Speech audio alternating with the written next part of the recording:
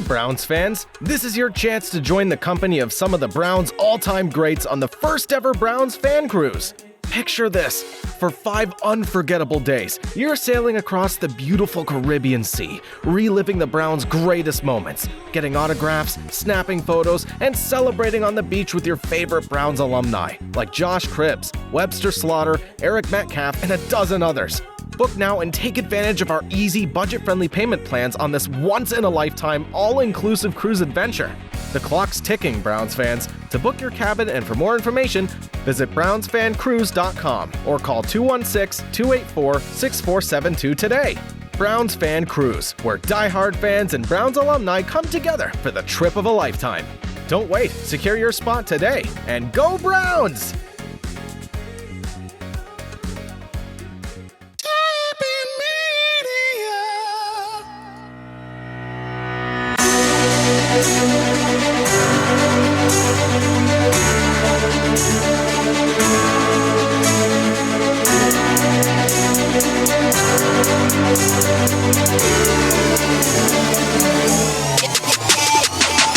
It's time for the Burning River Sportscast. It's Jekyll and Hyde for our Brownies as they put together an effort much more in line with their Week 1 win against the Bengals than whatever the hell happened last week. With the offense looking oh so mid, but effective enough, but the defense carried the day.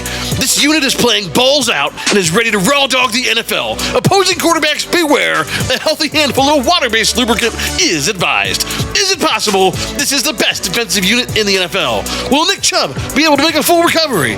Are you satisfied with the progress of Captain Rub and Tug after a much more steady Week 3 performance? Or were the Titans just so hollow shells of themselves bound to make just about anyone look decent this year? Only Warren Moon and us know, and we'll break it all down for you next on the Burning River Sportscast.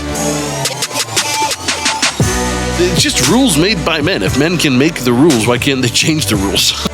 He's good at banging moms, not good at playing quarterback. Here's the bottom line with this whole thing. The refs hate the Browns. I just like, how do you fix that? Like, do you not let the guy eat for a week? Like, quit. You can't miss a call like that. Oh, you can't come back. If he dies, he dies. Yeah. Did you have to go to the doctor afterwards for an erection lasting longer than 4 hours? That was not a problem. I always do the waistband trick. I remember coming out of the stadium, I was with family and friends. And some guy recognized me. He looked and said, "That's Eric Metcalf." And he looked at my family and friends. And he said, "That's Eric Metcalf. Why is he walking? You guys should be carrying him."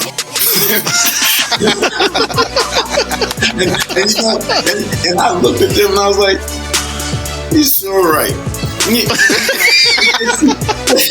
They should be carrying me.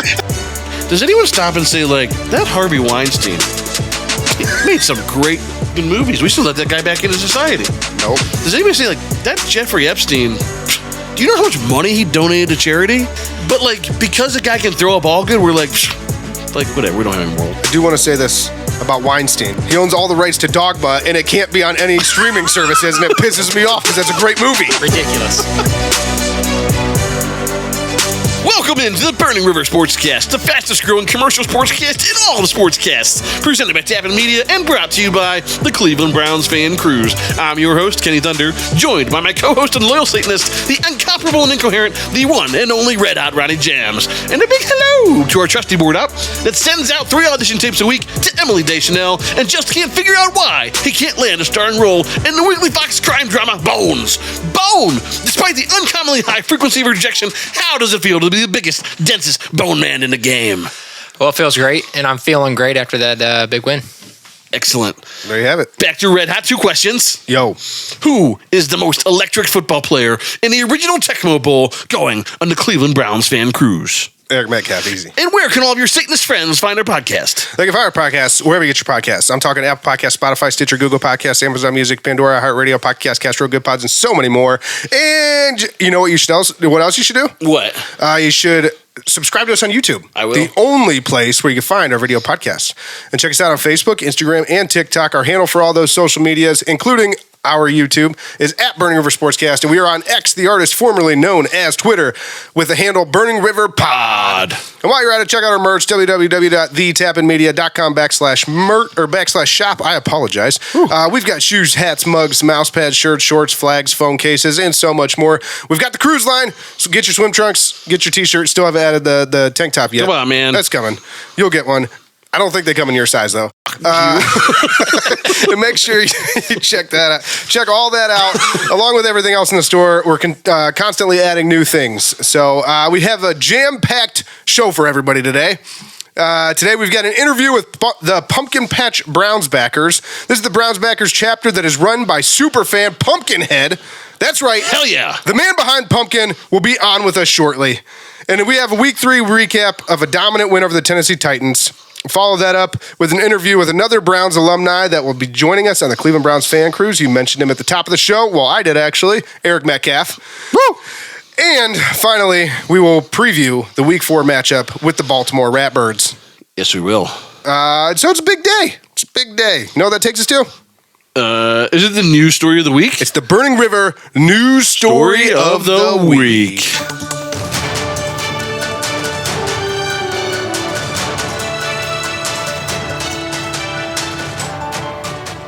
So the Auto Workers Union is calling for a 32-hour work week. Did you hear about this? What do you think, Kenny?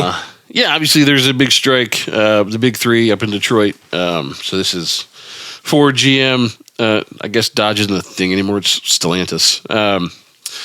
But yes, they've gone on strike, and they're not happy about anything, I guess, pay, working conditions, hours.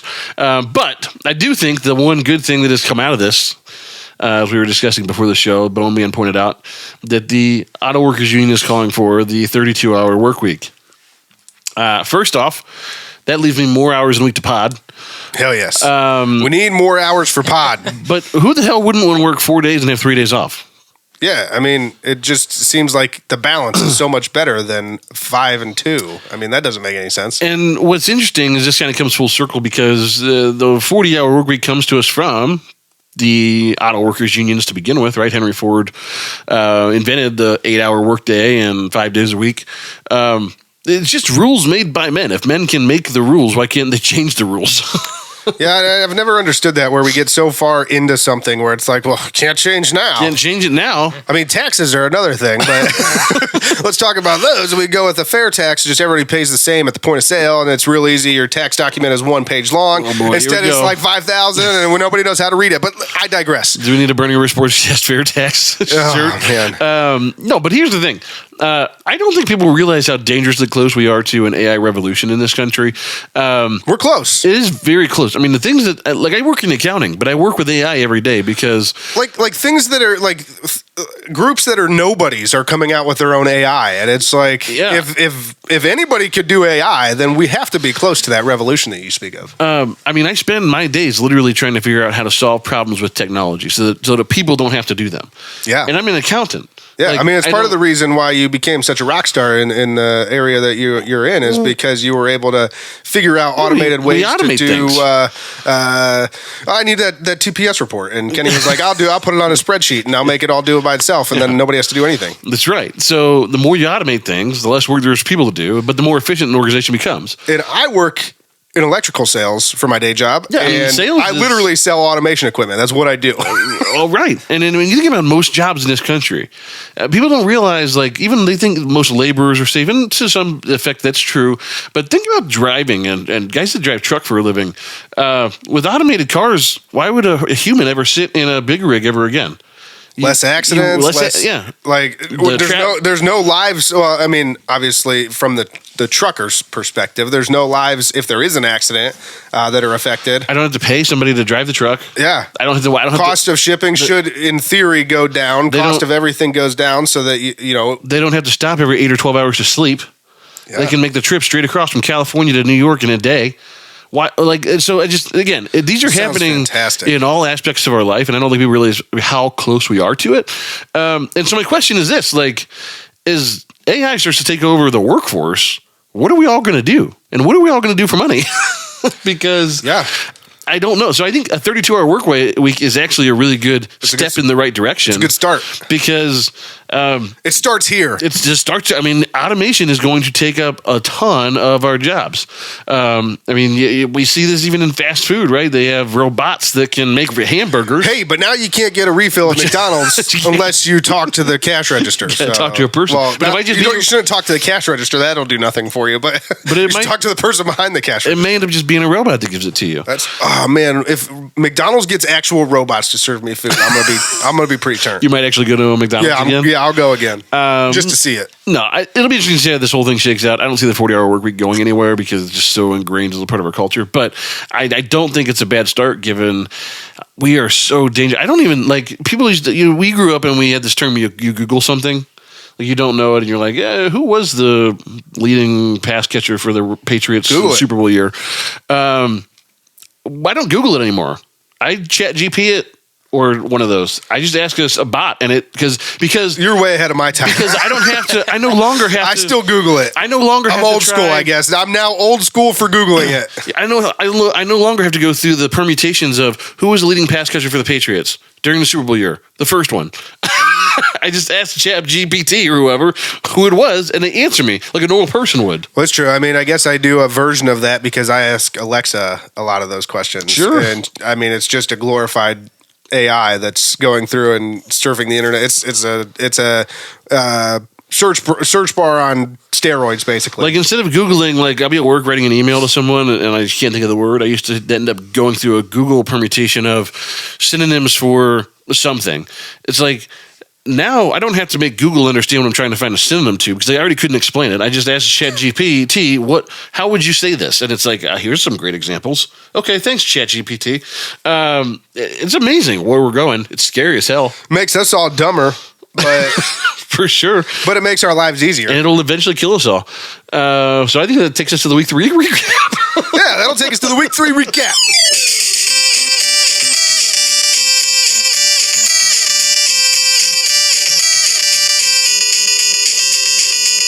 All right, so the Cleveland Browns, as you alluded to at the top of this show, absolutely humped the Tennessee Titans over the weekend. Final score of that game, 27-3. So let's just go ahead and run through the stats here. The way you say that, you made it sound like they had a sleepover.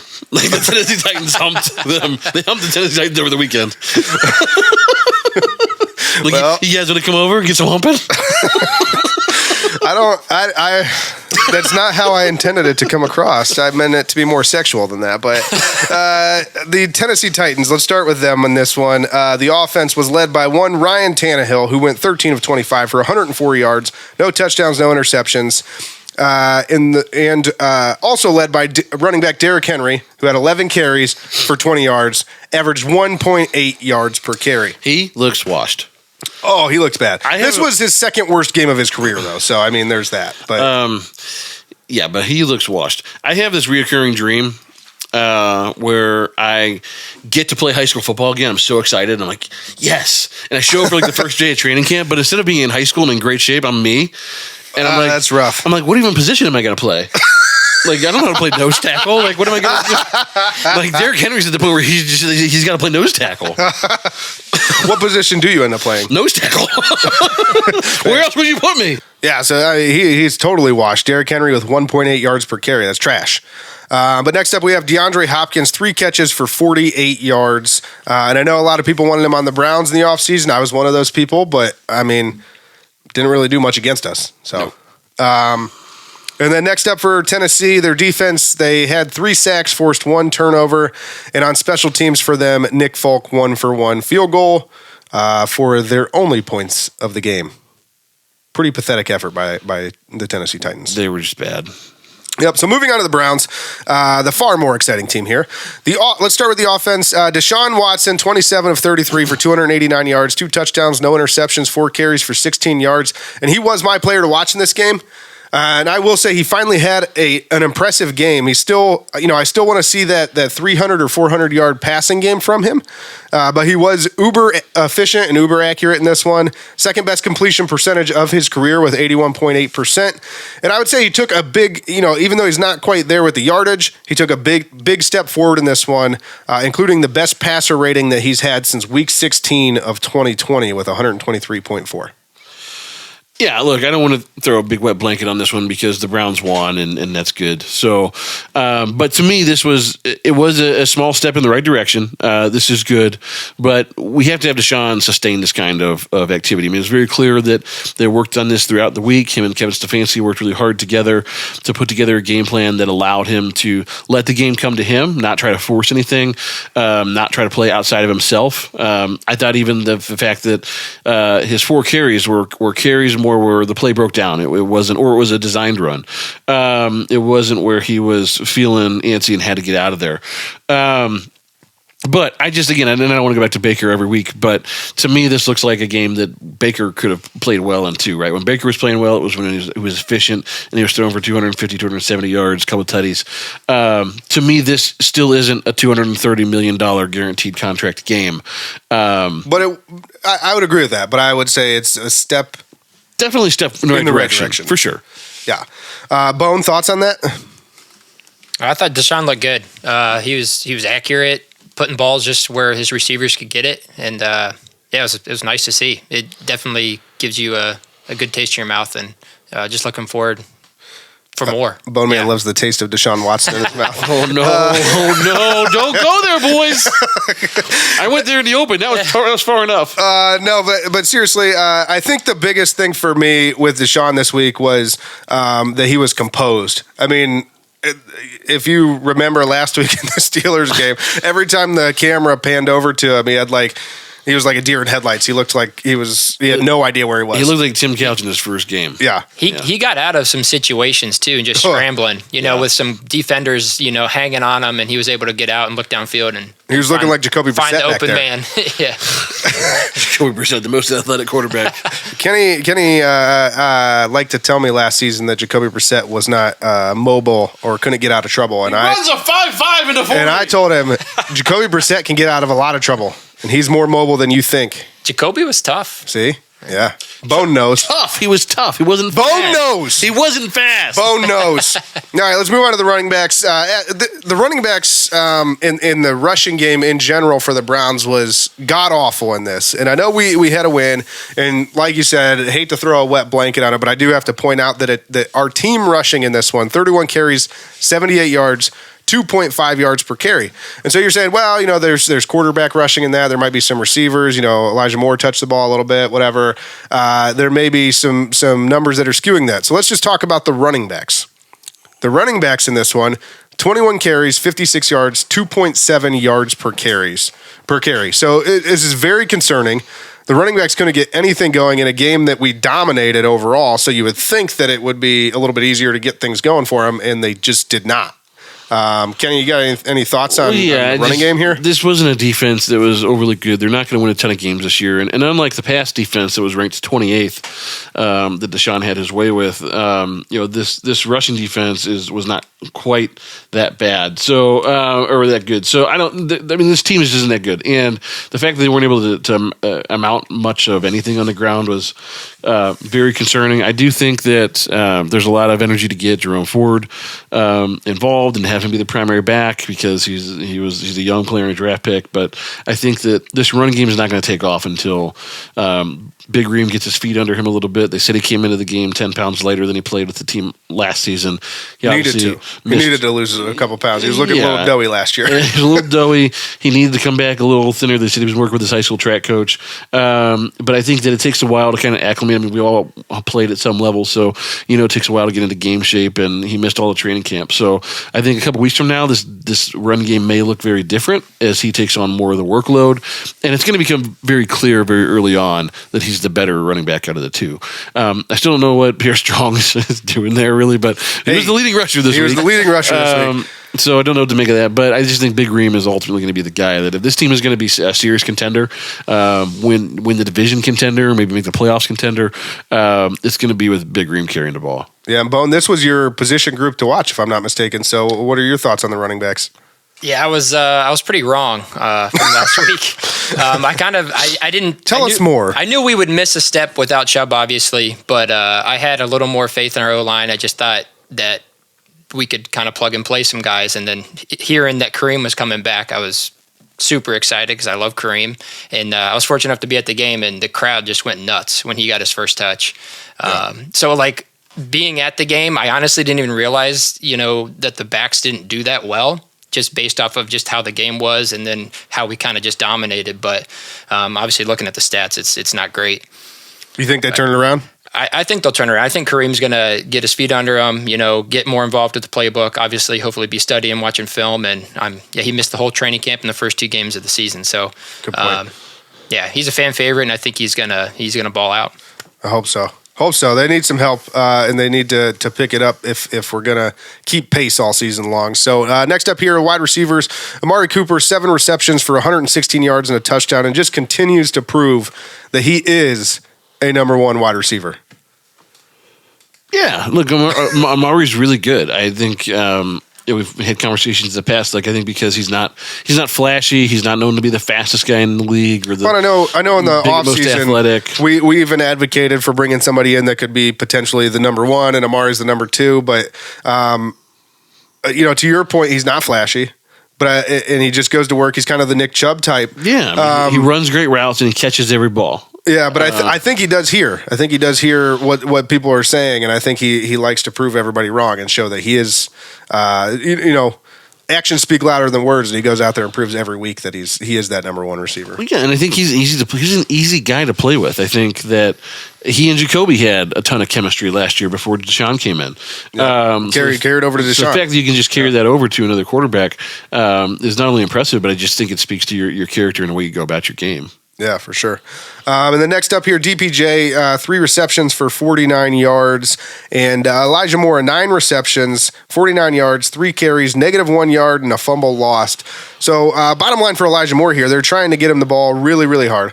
However, the results have been kind of mixed. We were hoping he was going to be a big playmaker for us, and I still think he has that ability. I think the problem is more with Stefanik and his on a scale of 0 to 10, the difficulty level of this play was 57. Yeah, three backwards laterals and a screen for 14 yards. Literally at 14. When they said 14 yards, I was like, the announcer said it like it was a good thing. They're like, and they pick up 14 yards on that one. And I'm like, did we seriously just do like a double reverse lateral pass to pick up 14 yards? And then they came back with the same look later to go on an end around, and it just went nowhere. Oh my gosh, so bad. Look, I like the fact they're trying to get Elijah Moore involved. I think that was clearly the focal point of this week's game plan. You lost Nick Chubb. You needed somebody electric to take over. He's not a bad choice to be that guy, but they have to do a better job of integrating him into a game plan and not forcing it. Right. I think he can be just as effective just running routes. Let this guy hit crossers and underneath routes and get him in space because he's a tremendous athlete. I bet he's, at the very least, this guy's got to be thrilled to be out of New York and to be with a coaching staff that believes in him. If nothing else, they're at least giving him a chance to prove that he could be that dynamic playmaker. He's at least got the ball in his hands, so he's got to be thrilled. Yeah, absolutely. And so hoping that picks up a little bit and they do find ways to get him more naturally involved with the game plan, and he can make some more plays, some crossing routes maybe, downfield, I don't know. Just not triple reverse pass. Ew. So let's move on to the defensive side of the ball. Again, the defense looked amazing. They're 3 for 3 so far this season as far as dominant games. Once again, high energy from start to finish, only allowed 3 points, almost held a quarterback under 100 yards passing for the second time in 3 games. And they didn't just dominate against the pass. Derrick Henry averaged -2.3 yards before contact per carry. And I will say that again, and slowly this time, because that's a lot to digest. Derrick Henry averaged -2.3 yards before contact per carry. Oh, he's a nose tackle, so. Well, yeah. So, but they were confident, they were disruptive, they were relentless, and it seems like these will continue to be recurring themes with this defense all season long. And this week, the offense held up their end of the bargain, so the Browns dominated from start to finish. Yeah, look, this offense has been dominant all season long. I know we're only 3 games in, but Defense. This defense has been good this entire season so far. And I know we're only 3 games in, but everything that we had hoped the defense could be under Jim Schwartz is they've paid the bill every single time. Gotta love your Jim Schwartz. And I just think, in the open, I asked just plainly, like, is this the best defensive unit in the NFL? And through 3 games, they are. I mean, they absolutely are. 3.2 yards per play and 163 yards per opponent per game. So that's way ahead That's just the tip of the iceberg. The rest of the teams in the NFL right now. So this team is doing it on paper. They're doing it for the eye test. They look fast. I love their pursuit routes to the ball. It's the best Browns defense I've seen in 20 years, period. Absolutely. And that defense was led by Myles Garrett. I'm not going to talk about him a ton right now because we will highlight him again later on in the episode. But I do want to say this right now. We called him out last week for his effort, especially in big moments during the game. He seems to, historically, disappear in big moments. Well, he must be a regular listener of the Burning River Sportscast, because all of his big plays this week came in the biggest moments. He had the sack right before halftime to send them to the locker room with no points on that drive, and just literally every time we needed a play, Myles Garrett was there in this one. Is Myles Garrett the next big play Garrett? Yeah. Hell yes. I like that. BPG. So Myles Garrett, we see you. We know you're listening. We see you. We know you're listening. Good job out of you, buddy. Let's send him a pair of socks or something. All right. Next up, Alex Wright. He also had a sack, and Ogbo had a half a sack as well. The entire secondary was solid in this one. They didn't stuff the stat sheet, but they did help in holding Ryan Tannehill to that 104 yards passing, so that was great. And then special teams. Dustin Hopkins, Bone Man, your boy, doing work. Yeah, he was great. He was great. As I said, I was at the game, and fortunately, we ended up sitting right behind the practice kicking net. Oh boy! So, needless to say, I barely saw any of the game. I was watching D-Hop the whole time. He's just having dirty pants the whole game. Great. You need to change. My wife was there, so I was careful. But nocturnal emissions. He was great. He was great as he's been all year. Did you have to go to the doctor afterwards for an erection lasting longer than 4 hours? That was not a problem. I always do the waistband trick. Oh, nice. Good choice. No, Dustin Hopkins, 2 for 2 field goals, including a 52-yarder, 3 for 3 extra points. And Bone Man, with your waistband trick, where's the confidence meter at right now? It's up there. It's like through the roof. It's up there like you're up there. Full mast. Yeah, exactly. Confidence meter through the roof, needless to say. We thought we needed a thermometer to illustrate this, but really... sound effect here. Yeah, sorry, Mom. We'll move on to coaching here, and we'll start with Stefanski, or Stefanik, as we switched him back to last week, and we're going to keep him at Stefanik because look, I know we won the game convincingly. However, I still have Miss Stefanik because he didn't earn his name back to me in this one because there were multiple times throughout the game that I was questioning the play calling, and it looked like we were playing high school football and somebody was like drawing up the play in the dirt, and like we're just like, yeah, just go do that. That looks good. I think that'll work out. The annexation of Puerto Rico. Yeah, exactly. Close your eyes and hit the spin button. Yeah, and so Kenny said it last week. Why does some of the plays that we run for minimal yards, and we just talked about it, a 14-yard play has a difficulty that's about a 50 on a scale of 1 to 10. I mean, I just don't understand it. I don't know why we have to take unnecessary risks like that. But I will give him this. Guys. He did run a QB sneak on 4th and less than a yard when I was yelling at the TV for him to do that. So it was not quarterback option left, as Zach liked to say. It was a great play. So it wasn't all bad.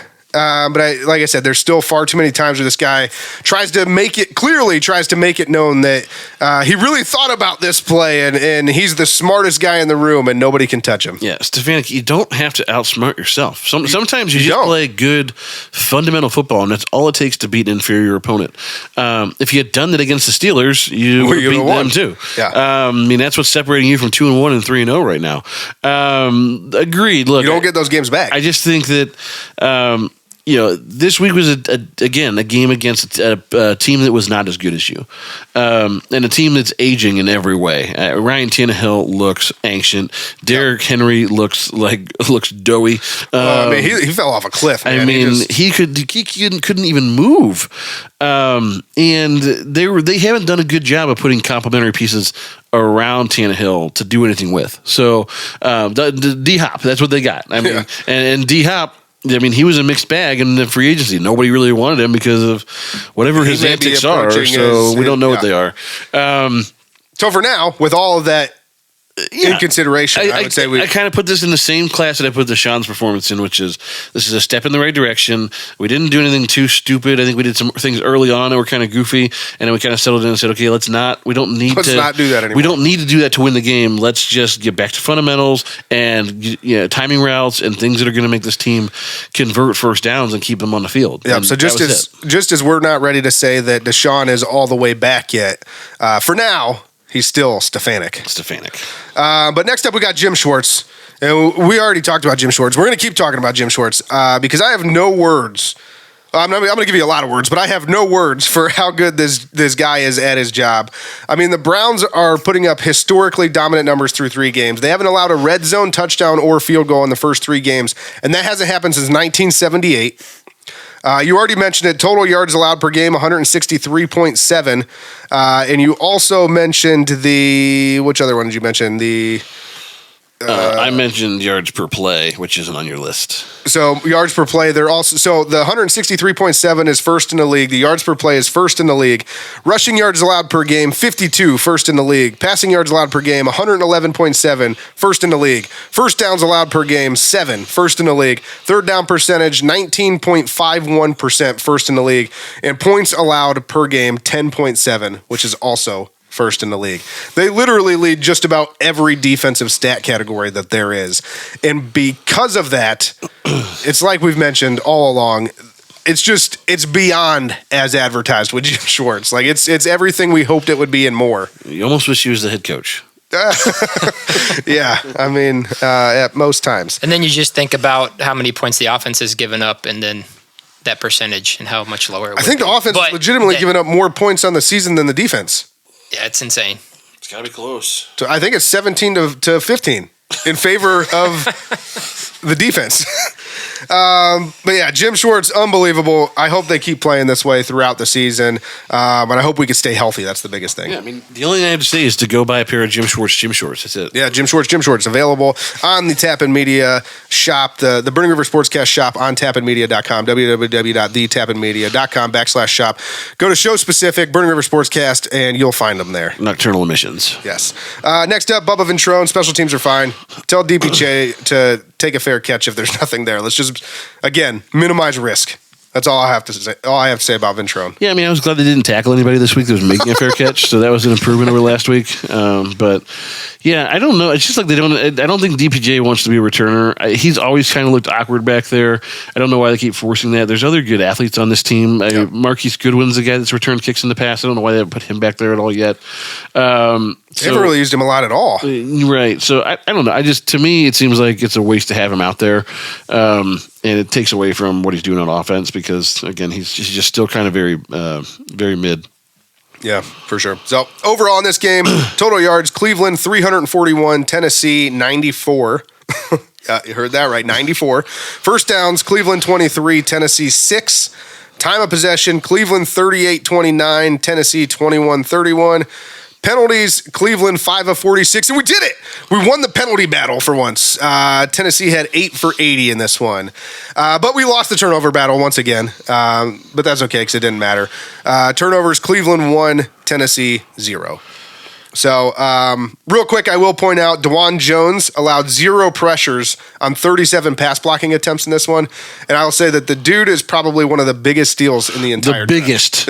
Yeah, the biggest physically and the biggest steals in the entire draft. Yeah. Big Thanos doing work. He looks good. I think Jed Wills is banged up again this week, and I know that I guess we're not going to do injury report right now, but I think some questions about left tackle right now because James Hudson's banged up too. So could get interesting. But on his side, he's done a really nice job filling in for Jack Conklin. Yeah, and then a final note on this game.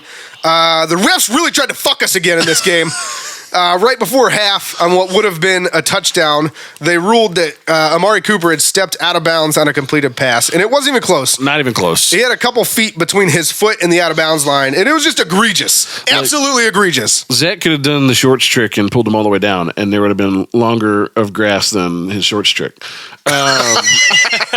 That's how much room was between the big bone. And it was more than one big bone between his foot and the out of bounds mark. This was egregious. I don't even know what you do. Look, I get that it's a human game and humans make mistakes, but that's bad, man. And because it's a non-reviewable play, it was terrible. It leaves a bad. I mean, if that had happened in a critical moment in the game against a good team, I mean, Jesus, you were looking at Bottlegate again. Oh yeah, because that was really, really ugly. Yeah, and so clearly wrong. Oh yeah, and luckily it did not end up mattering at all in the final score or anything like that. No, because the Titans his ass. So. Yeah. But I will say, we mentioned before Amari Cooper being the consummate professional. Bone was telling us, his quote when they were asking him about it. What do you think about the ref missing that call? He's just like, well, refs make mistakes. And then he followed that with, but I already had the safety smoke, so it would have been a touchdown. So you can't hate him for either comment. You just have to love him even more. So, but here's the bottom line with this whole thing. The refs hate the Browns. I just how do you fix that? Do you not let the guy eat for a week? Quit. You can't miss a call like that. Oh, you can't come back. If he dies, he dies. Yeah, just exile him, send him to Siberia. You thought you had it good being an NFL ref here until you missed that call. Yeah, it was one of the worst I've ever seen.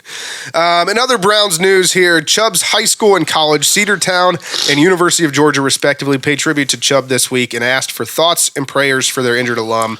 I believe Cedartown had a sign that you could run through. It said for Chubb or Chubb Strong or something like that, which is kind of a funny saying, Chubb Strong.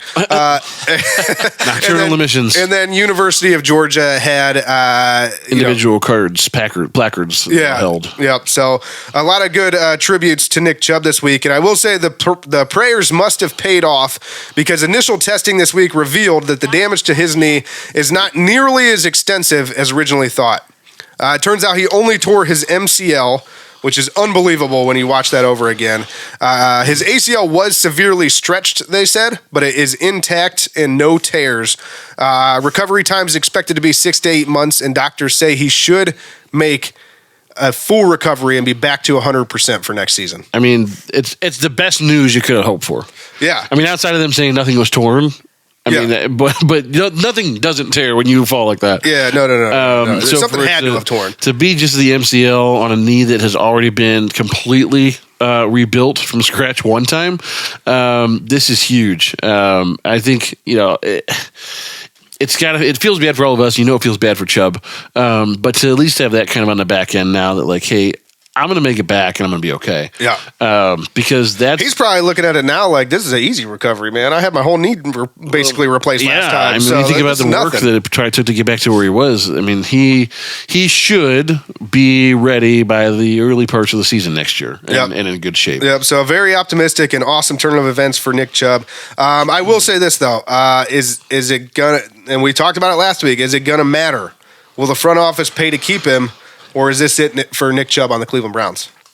Yeah, I think that's going to be an interesting conversation across the league this offseason because I know after the win, Kevin Stefanski donated that game ball to Nick Chubb. I mean, it's been the talk of the locker room all week is that we wanted to win this game for Nick Chubb. Yep. The team loves the guy. I mean, and the fans love the guy. So it would not be a popular move to move on from him, but it also wouldn't be crazy thinking, hey, he's going to be 20 or 29. He has come out of torn MCL.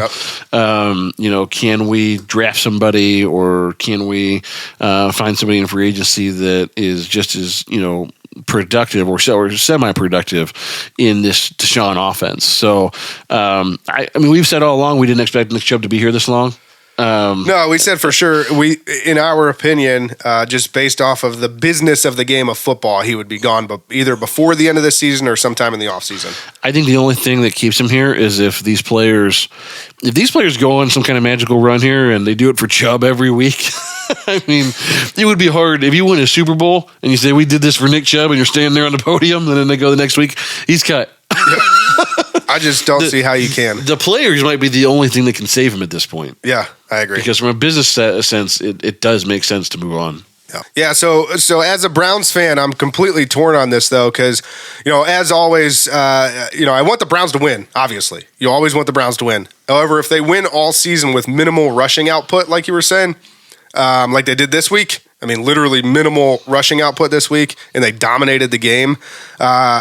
I think in that spot in the offseason, you definitely move on from Chubb. I'm not advocating for that at all. I'm not. I'm just saying, like, from a front office perspective, if you continue to win this year without him, like, what's the incentive to keep him at that point, especially to pay him more money?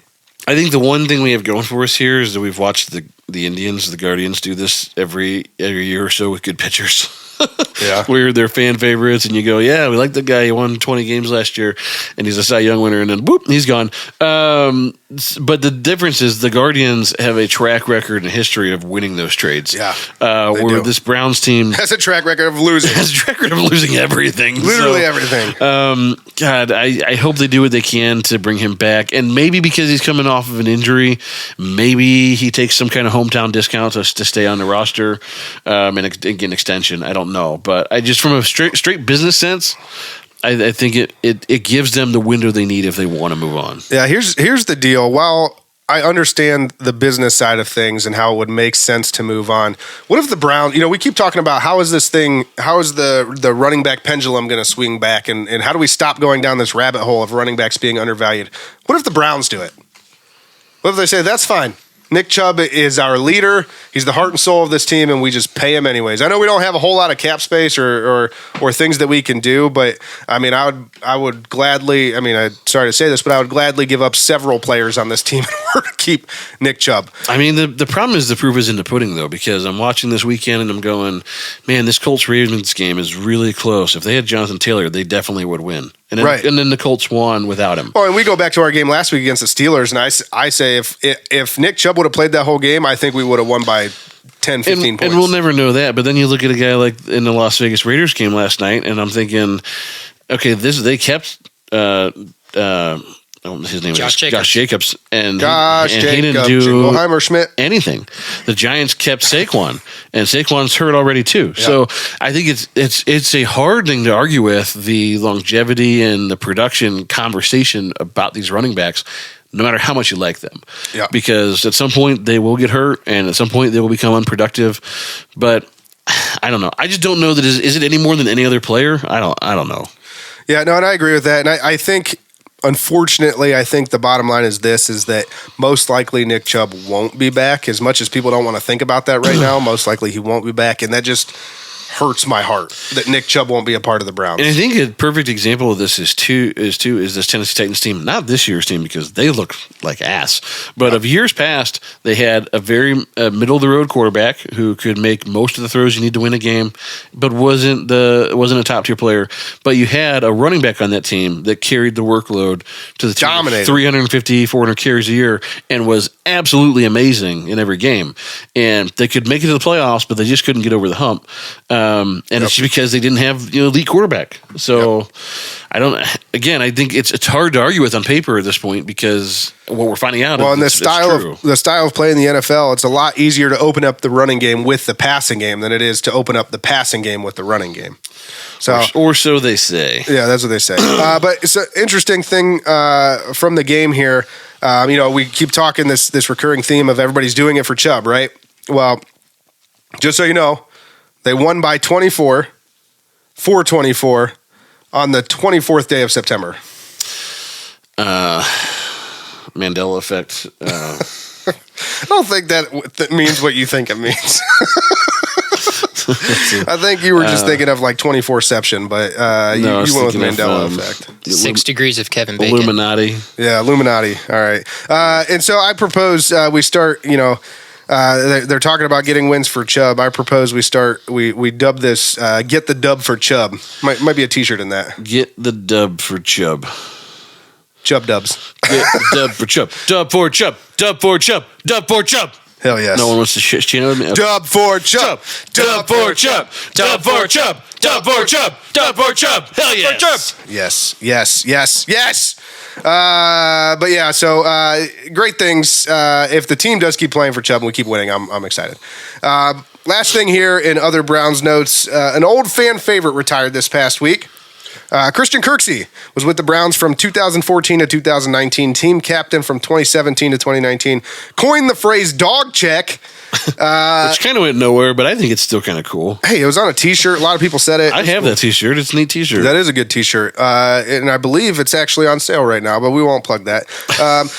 Anyways, lots of charity events and community service while he was here, and that, along with his infectious attitude, I don't know if you remember, he was always real positive about everything. He was always smiling. Yeah, it completely won the fans over while he was here. So congrats, Christian Kirksey, on your career. We hope you enjoy retirement. Maybe we'll see him on the fan cruise eventually. The best Christian Kirksey memory I have, period, is when the Madden glitch happened with him in 2015 or 2016. And he was a tree? And he was a 1.5 feet tall. He played. I don't know why. It was just an absolute glitch. But when you were playing with the Browns, and Christian Kirksey was on your defense, the rest of your players would be normal sized, and Christian Kirksey would be 1.5 feet tall. And you're like, why is there a midget on my field? Like, why prefer little people. And he would play just like big Christian Kirksey. So you have this tiny ass body making tackles on all his stats were the Derrick same Henry. as big guy, but he was 1.5 feet tall. Yeah. Made no sense. Yeah, I don't know. That is a good memory. But like I said, maybe we'll see him on the fan. Why Christian Kirksey? Maybe we'll see him on the fan cruise with us here in one of these years. Yeah, get it, Kirko. But that takes us to the Burning River Sportscast Dog of the Week. Doesn't matter, man. You got to play tough people in the National Football League. You got to be ready, and we got to be the dogs that we are every time we step on there on Sunday and be ready to attack and don't stop. This week's Burning River Sportscast Dog of the Week is Myles Garrett. Who else? He had 5 total tackles in this one, 4 solo tackles, 3 tackles for loss, 5 QB hits, and 3.5 sacks. Bone Man last week was begging for Myles Garrett to make more sacks, and this week he did it. 3.5 sacks out of him. As we mentioned before, it seemed like most of his big plays happened when we needed it the most. Dude absolutely balled out in this one. There's not much else you could say. I mean, he was phenomenal. Yeah, I mean, this is the Myles that if this Myles showed up every week, there'd be no question about who the defensive player of the year is going to be. TJ Watt, who? Yeah, I mean, fuck that guy. But look, this is the type of game that we've been waiting for Myles to have. And here's my fear, though, is that this Tennessee team wasn't good. So I don't know that he's going to see a bunch of like stationary quarterbacks the rest of the way, especially not this week against Lamar. But look, this game, he looked great. Motor was on. This was as good as we've seen Myles play in a long time. For sure. Burning River Sportscast Dog of the Week is Myles Garrett. Which leads us to the Division Roundup.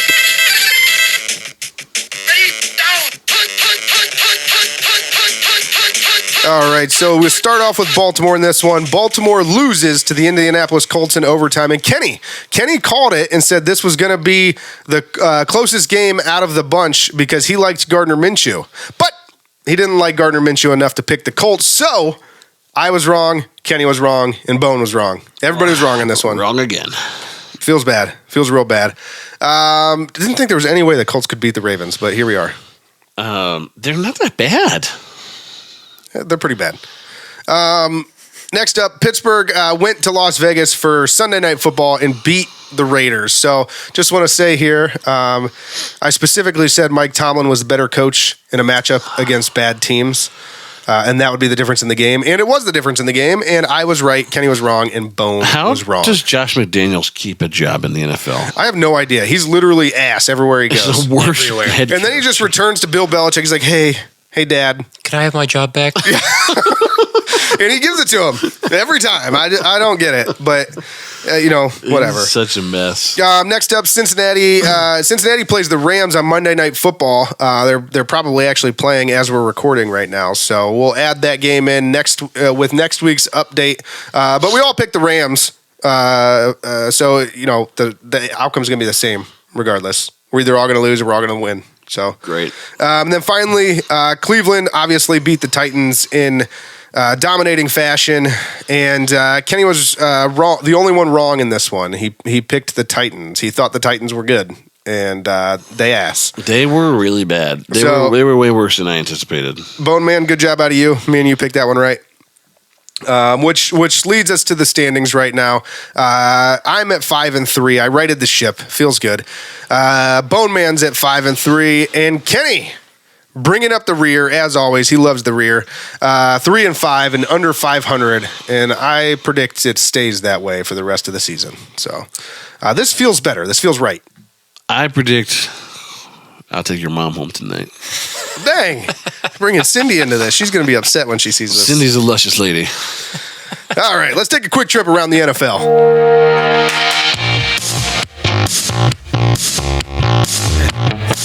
My mom?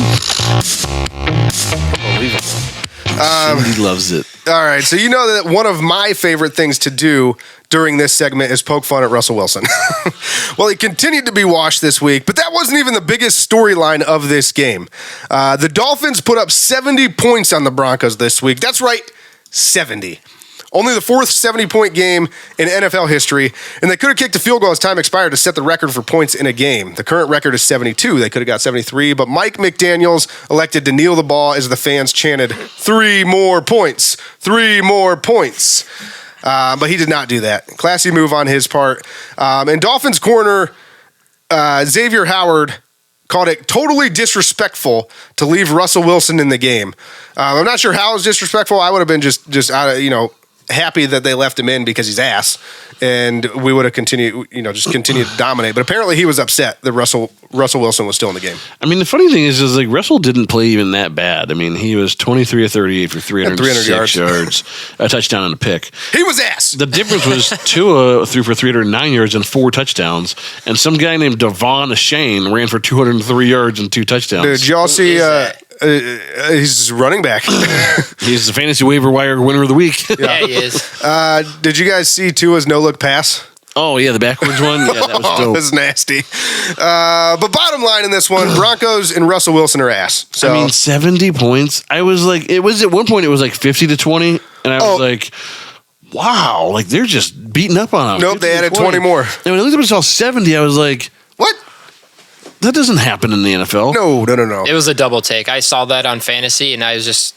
That has to be a typo. Yeah, I was like, am I reading this? Yeah. It was kind of small print. It was not. And so in case anyone was keeping score, the Broncos traded away 2 first-round picks. Was it 2 first-round picks and a second-rounder for a coach that just got beat by the ex-ball boy of the team. So... there's that. The Dolphins had 726 total yards in this game. That's insane. And it wasn't like, again, this was a balanced attack. Passing yards, 376. Rushing yards, 350. With Sean Payton's hot takes before the season about the Jets and their coaches and everything else, isn't there a matchup coming up like week 5 or something? Well, he was talking about the ex-Broncos coach. About That's who I'm talking about. Yeah. He's with the Jets now. Yeah. And I think their matchup is like week 5. That's going to be fantastic. 70 points. Oh, yeah. And now the Jets are ass, too, which we'll get to in a minute. 70 points? But probably the other hottest story in all of the NFL this week was that Taylor Swift showed up to cheer on Travis Kelce and the Kansas City Chiefs. Everyone had a lot of fun with this. Cameras were all over her the entire game. At one point, she said, "Let's fucking go," when Travis Kelce scored a touchdown. Reporters were asking Mahomes after the game about it. This whole thing has been insane the last couple of weeks. And once they publicly confirm that they are dating, it's going to be absolute pandemonium. I mean, can you publicly confirm it in any other way? She was next to his mom in the. Well, here's my question: Is this a ruse? Like, have they seen this going on the last couple weeks? It's just like a big joke they're playing on America. Does Taylor Swift need to be more popular than she does? She just got off a huge tour where she sold out every stadium in the country. I don't know. I'm just saying, could More they be publicity? Could they be playing into the rumors? They're just like, what could blow our names up even more than they already are? Like, Travis Kelce's on like this whole wild ride after the Super Bowl win last year, and he's been everywhere. And Taylor, as you mentioned, has been everywhere. So like, just like, yeah, let's ride this out. Let's just make everybody think we're dating. I think he's just trying to get more viewers on his podcast. I mean, his podcast has blown up since this whole thing. That's what I'm saying. Like, is it they just happen to know each other and they're like, let's blow this thing up? I don't think so, man. I think there's genuine interest here. You think they're banging? I think Travis Kelce would like to bang, and I think Taylor's like, yeah, we'll see. I think Taylor's doesn't look like Travis Kelce's type. You know, like she's very like petite and skinny and very white, and Travis is like Hollywood. You know, like Kardashian, big bombs, big booty chicks. Like he could have one of those chicks, but he wants Taylor. He wants T Swift. All the Swifties are out in force. I don't know. It just seems like an odd matchup to me. Here's the deal. All I know is Travis Kelce better watch out, or he's literally going to have an entire album written about him. That's true. And one more thing. Travis Kelce's total yards with Taylor Swift in attendance. Anybody? 69. 69. Nice. Oh, man. But here's the deal. The Chiefs, they can keep Taylor Swift because Adele is a fan of the Cleveland Browns. That she is. Yeah. Yeah. Rich Paul continues to bring home the champions. So, so enough about the Kansas City Chiefs, though. The team that they played in that game was the Bears. And the Bears continued their nightmare start to the season, lost badly. The final score of that one was 41-10. I think it was 34-0 at halftime.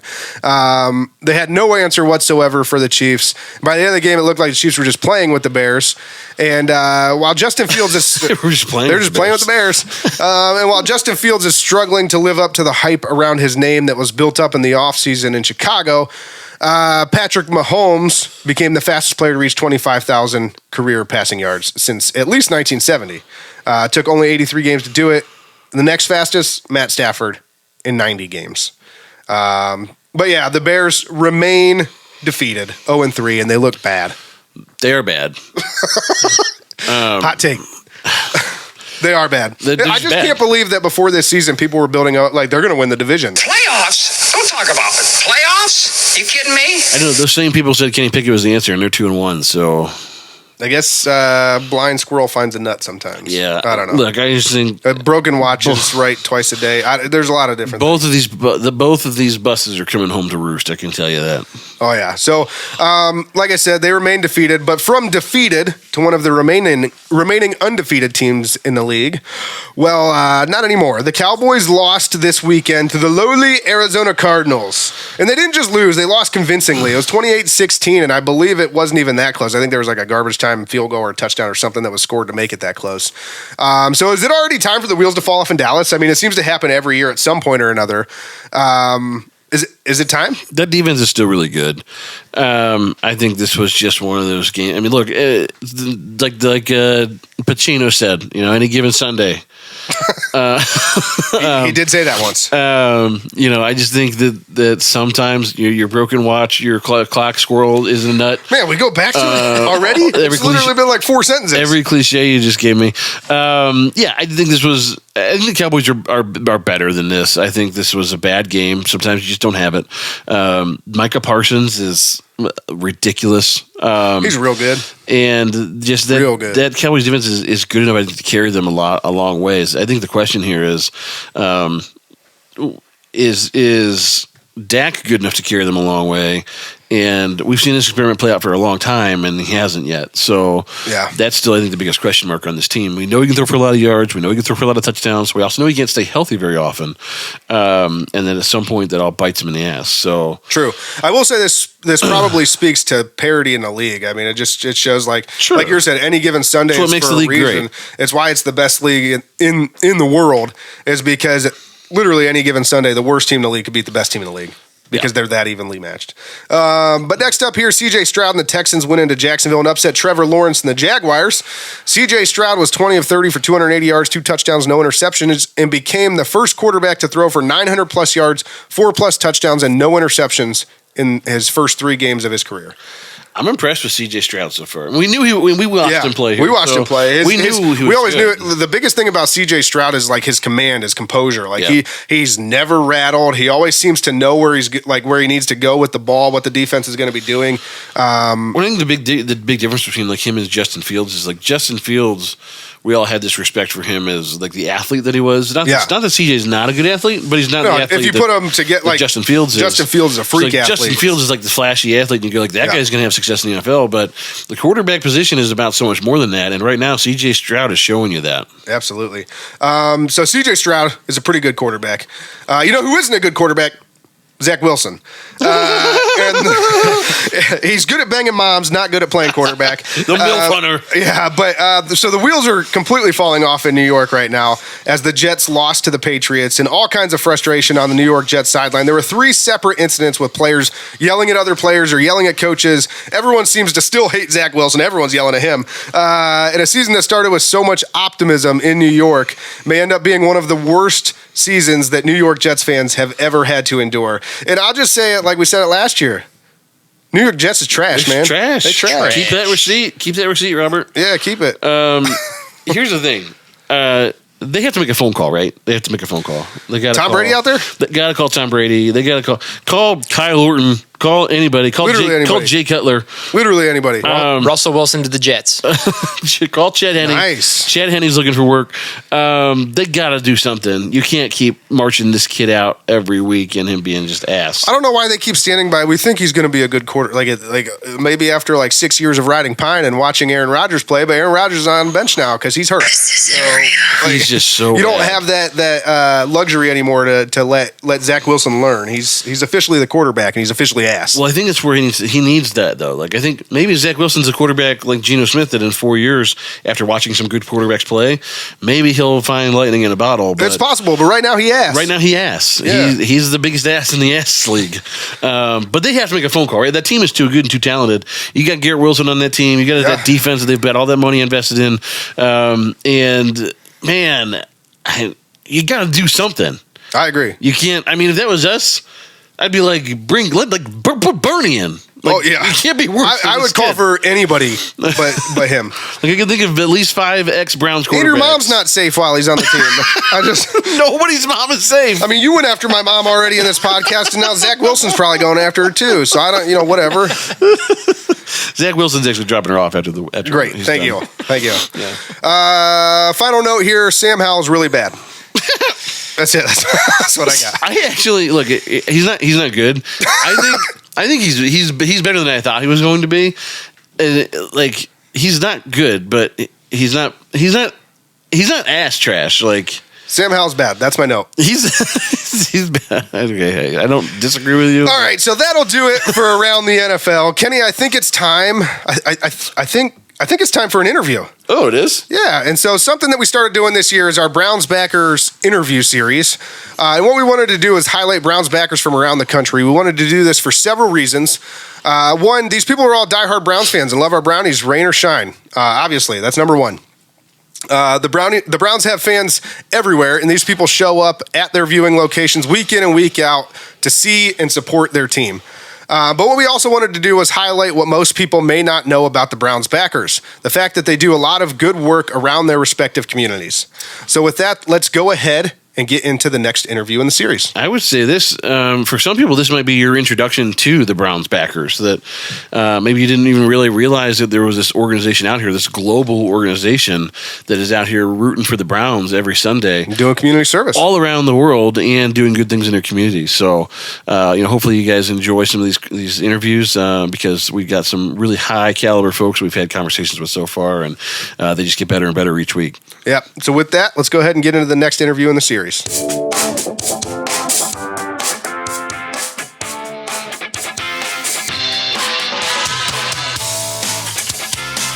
Powered by Riverside FM.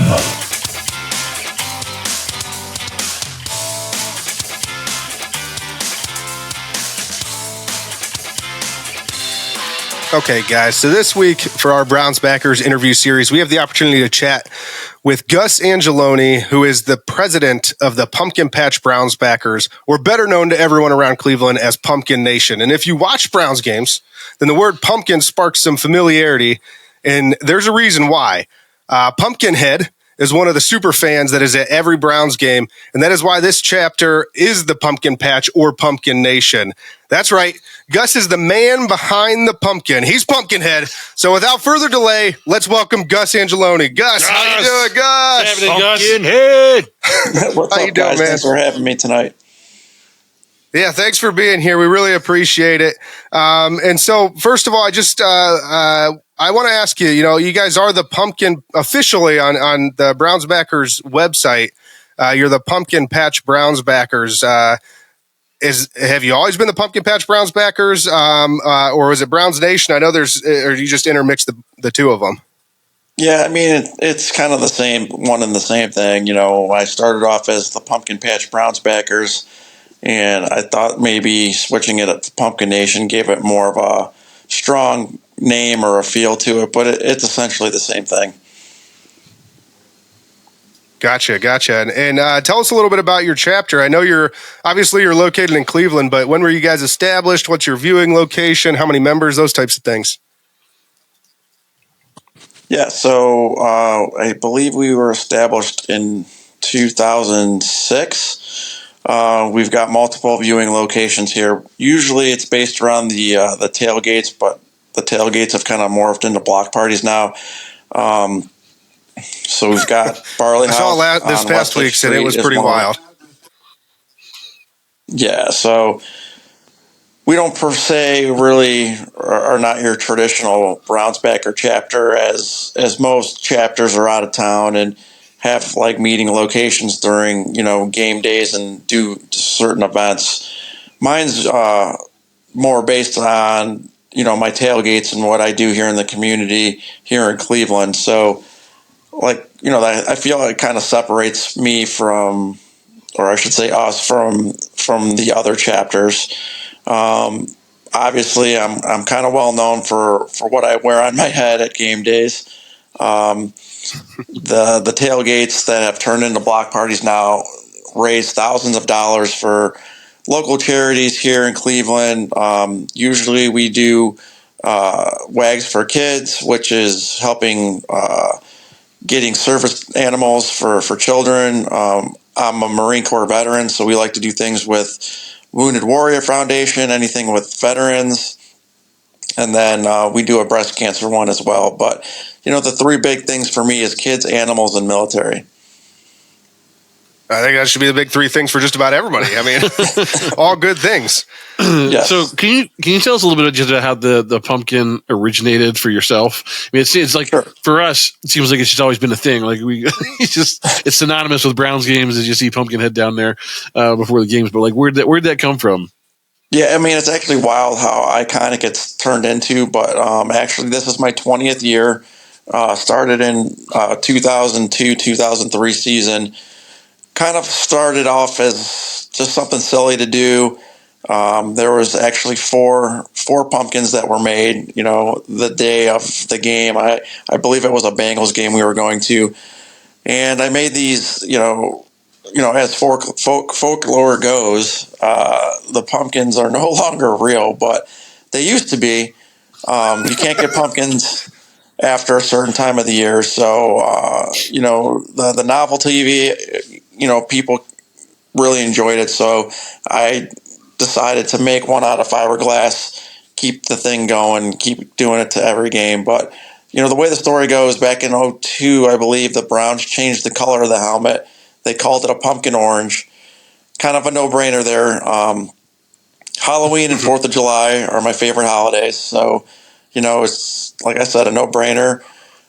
Constructed the pumpkins for my brother and my cousin, and we were all supposed to wear them to the game as just something fun to do, something to get attention. They thought I was dumb, decided they didn't want to do it, and I'm like, you know what? I put all this time and effort into making these. I'm doing it. So, the first game, we walked in and instantly we're getting on TV. We're on the Jumbotron, and it was just a lot of a positive attention and obviously doing something that crazy as that, you got to kind of like the attention. So I wanted to continue to do it. And every year from there on in, it's kind of grown bigger and better. The pumpkins take, a life of their own. There's been many. I started wearing full uniforms, and then we started doing the tailgates, which consisted of a pony keg and a back of a pickup truck for 10, 12 people. And as of yesterday, I had our block party down in Cleveland, and we probably had about 3,500 people down there. So from 12 people in a pony keg to a block party, and who knows how many kegs of beer, but it's really turned into something. So I imagine that actually offers some pretty good protection down there in November and December, but is that thing hot to wear in the early goings of the season? Yeah, definitely during training camp and the first couple of games, it's very hot. But, like you stated, it's actually like a blessing in disguise because, those winds whipping off the lake, and as the weather starts to deteriorate, I'm nice and toasty in the thing. Yeah, I bet that is nice. It's honestly an insane story when you think about it. It's just from, like you said, from 12 people in a tailgate and actual pumpkin on your head to what it is now, and the big block party this past week is unbelievable. And speaking of that block party, you said there was about 3,500 people at that one. Are there any upcoming events that you're hosting? Do you guys do your tailgate every week, or is there any other special events coming up that you're looking forward to? Yeah, so we do the block parties for every Browns home game here in Cleveland. We shut down the entire street off West 6th and Lakeside, and we pretty much take up the entire block on the warehouse district there. And that's really what we do here locally. But what's cool about being, a super fan and recognized and stuff, I take my sons with me, whatever I do, Browns related. So they travel with me when we go to away games. And it's cool to hook up with other chapters and kind of get a feel for, what's going on in their city during, the Browns and when we travel. So reaching out on social media, obviously, is a great way to get in touch with those people. But, we come into town, and they're always very welcoming. They always take care of us. So it's fun, and I really enjoy doing that. So, shout out to all those presidents and members and organizations that I've met throughout the years. I try to hit at least 2 to 3 away games a season. We were just coming back from Pittsburgh last weekend. So, like I said, it's a lot of fun. People, are beginning to even recognize me outside of the costume. So it's surreal to me. It's just something fun that started many years ago and kind of turned into what it is today. And really, the benefactors of all of this are my 2 boys, CJ and Vince. They're 15 and 16, and all the cool things that I get to experience and share with them is really what keeps me going and keeps me motivated. Hell yes. Awesome. You can't, it's something special that you get to share with your sons. I mean, I know recent boy born into Kenny's family here. Kenny has a new dad, and he's got a boy. So, I mean, are you going to be this famous so that you could share these experiences with your son? Are you going to be this famous so you can share them with your daughter? Maybe. So, I mean, guys, you said you pretty much take over the West 6th area there. Did you have to call the local police and just let them know you're having 3,000 friends over, or how does that conversation go? Yeah, I mean, as you guys know, social media, there's a lot of haters out there, and sometimes I get called a paid fan. But anyone that's been to my block parties here has no. There's no complaints. There it is a huge undertaking. I work in conjunctions with many sponsors, all the bars, beer vendors, food trucks. I mean, there's a lot that goes into it. These tailgates are planned, all the way starting in February. Permits, hiring police, security.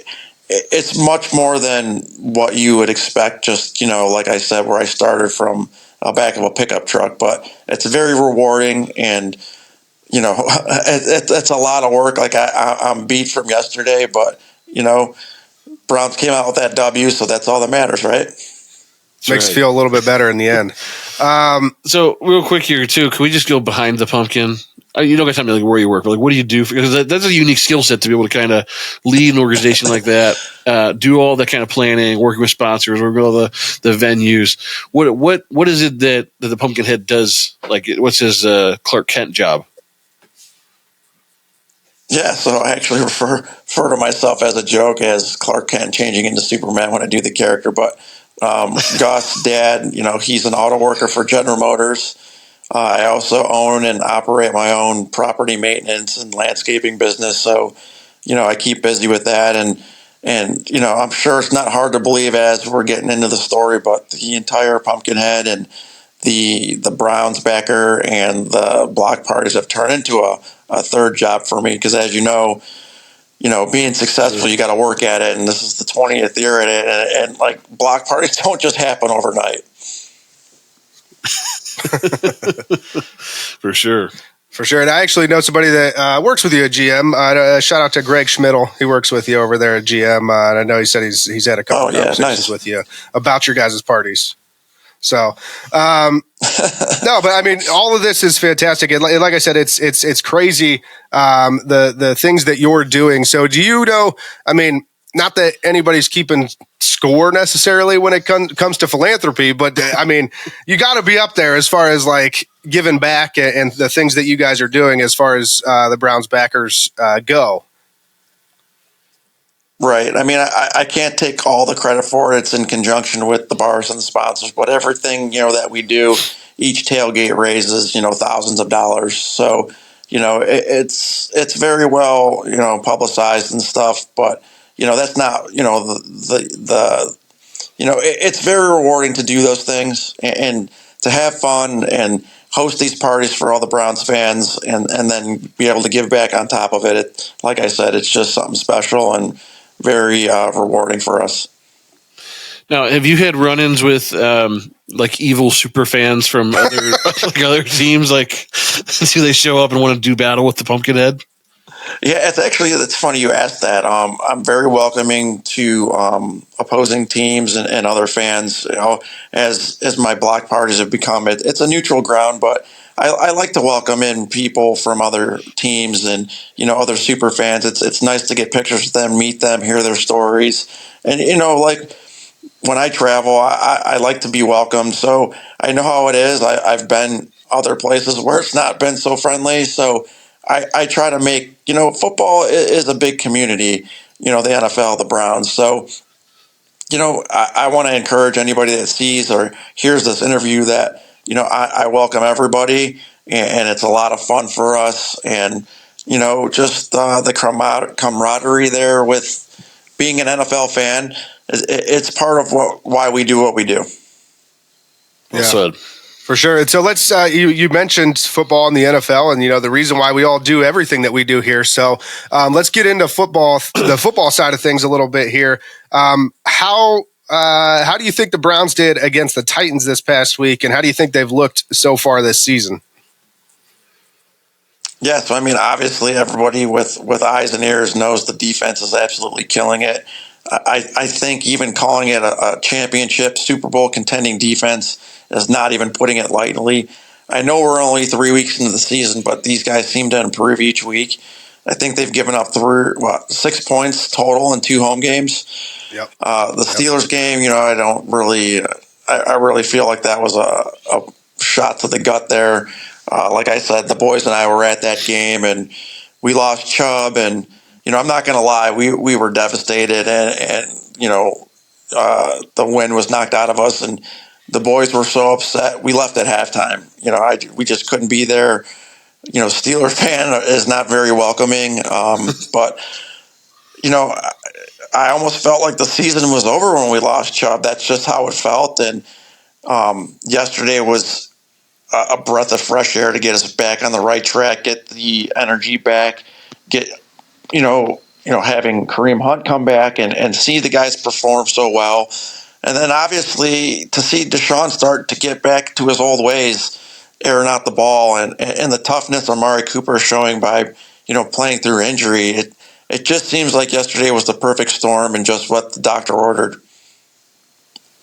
Yeah, absolutely. And I know everybody on our show, both us, me and Kenny, and our board op over here, Bone Man, everybody was devastated. We didn't know what to do. I usually live tweet during the games, and I shut it down. I just could not. I was devastated. Shut it down. We were speechless. It was a terrible experience. I mean, we got in there and they showed I'll call it an incident because I don't care what anybody says. They couldn't stop Chubb. They went low, and we all know what happens when you go low. But they showed it once on that jumbotron, and it was like the entire breath was taken out of us. It was a horrible experience.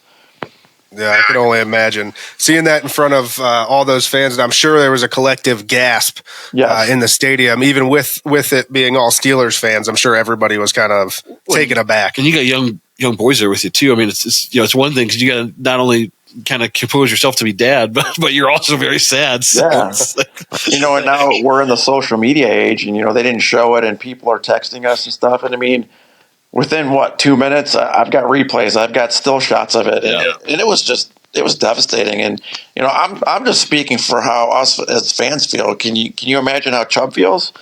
So thoughts and prayers out to him. Absolutely. Well said. And so let's look to this week real quick.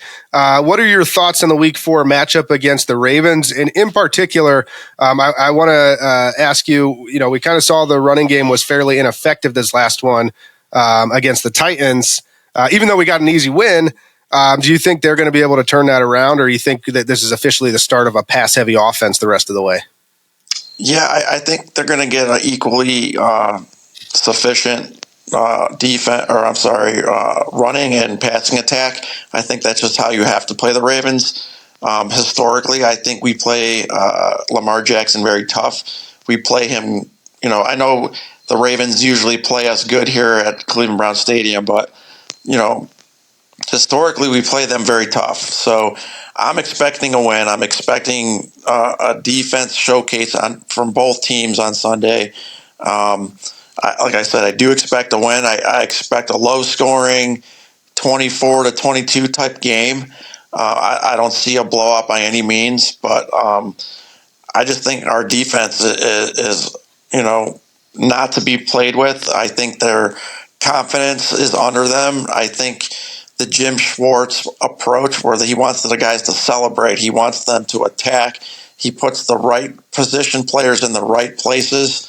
These guys are thriving, and I think even though the Titans was a lesser opponent, I think they really want to show the NFL what we can do, and I expect them to come out guns a blazing on Sunday. Hell yes, and I hope you are right, because it would be phenomenal to see just them kind of take it to the Ravens, especially in Cleveland. Speaking of the Ravens, just given that you are the Pumpkinhead and the Browns superfan, do you have a higher level of disdain for the Steelers or the Ravens overall? Ooh, good question. I'm definitely, an old school Browns fan. I grew up watching Bernie and stuff, and Bernie's become a personal friend of mine. And, the stories that I get to hear, in public and behind the scenes from Bernie, it's always, and it's been, and it always will be the Steelers. Even though the Ravens took our team and that was horrible, graduating high school, having to deal with no football and, all that. And thank God we had the Indians of the 90s those years. But it's always going to be the Steelers. I've raised my boys to, I don't like to say hate, but dislike the Steelers. We don't really like any of the AFC North opponents, but definitely Steelers is on top. You guys weren't one of those Bengals bandwagoners during the playoffs last year, hoping they win? I have a lot of friends that are Bengals, so I was pulling for my friends that were fans of the team. And I'm not going to lie, I love Joe Burrow. I wish, he's hard not to like. Yeah, under different circumstances, I would love for him to be the quarterback of the Browns. He was, started at Ohio State. I think he does and says all the right things. So, I'm still not going to root for him, but I don't know. I guess that's just where I'm at with it. No, we're with you. We were that was a hot topic for us during the playoffs last year when we heard so many Browns fans rooting for them to win. We said, but they're an AFC North opponent, guys. Come on. Yeah, like I said, I root for friends and fans of mine that are, when the Browns are out. I want to see my friends happy and successful. So that would be where I'm at with that. Fair. No, and so before we jump off here, anything else that you want to say to the people around Cleveland that are thinking about joining a Browns backers chapter? Yeah, so if you guys are looking to join something different, be a part of a group, somewhere that you're always welcome. Everybody can come down and join us down at the block parties, and it's just a community there, and we do this thing. After I shoot the crowd with T-shirts, we call it a family photo. And basically everybody gets around and we take these amazing group pictures, and it's something that, I take a lot of pride in, and it's fun to go back throughout the years and see everybody that I've met and that, I've grown with. So like I said, it's a very welcoming group. So we invite everybody to come down to every home game and join us. Awesome. Well, hey, Gus, it's been fantastic having you on the show. We really, really appreciate your time. Thanks so much. We hope to meet you in person here soon. Absolutely. Thank you for having me. Thank you.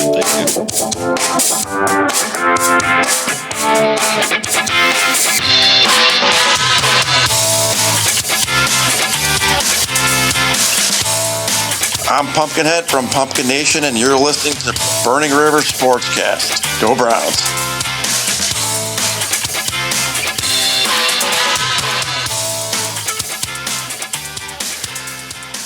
Man, that was interesting with Pumpkinhead, huh? That guy's story is great. He's just a Pumpkinhead, man. He just started with a real pumpkin and turned into a fiberglass pumpkin, and now he's just out there doing pumpkin things. I mean, that's pretty funny. That Do you think at midnight he turns into a pumpkin? I bet he does. That's why he was just chilling, laid back on his couch there.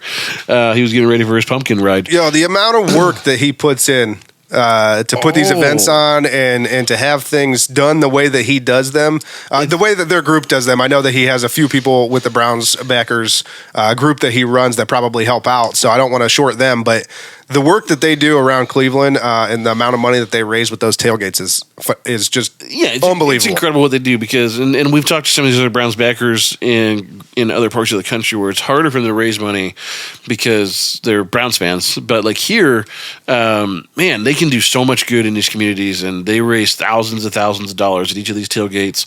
I'm sure they do different events and things for cleaning up the city and different food drives and things all year long. So just tremendous organization, but Pumpkinhead, I mean, he does it right, man. He's there to party. He's there to hang out with other Browns fans. Seems like it's a very inclusive group that wants to bring in anybody and everybody. I mean, they're having these all those bars parties. Work with him. They're doing the Pumpkinhead T-shirt cannon every week. They got Bernie throwing out autographed footballs. It's crazy. Yeah, I mean, they basically take over a whole street in Cleveland. Yeah. So again, shout out to Pumpkinhead and Pumpkin Nation. Thanks for joining us today. It was awesome. And that will lead us to the Burning River Sportscast Hot Take Hotline. All right. I'll let that play.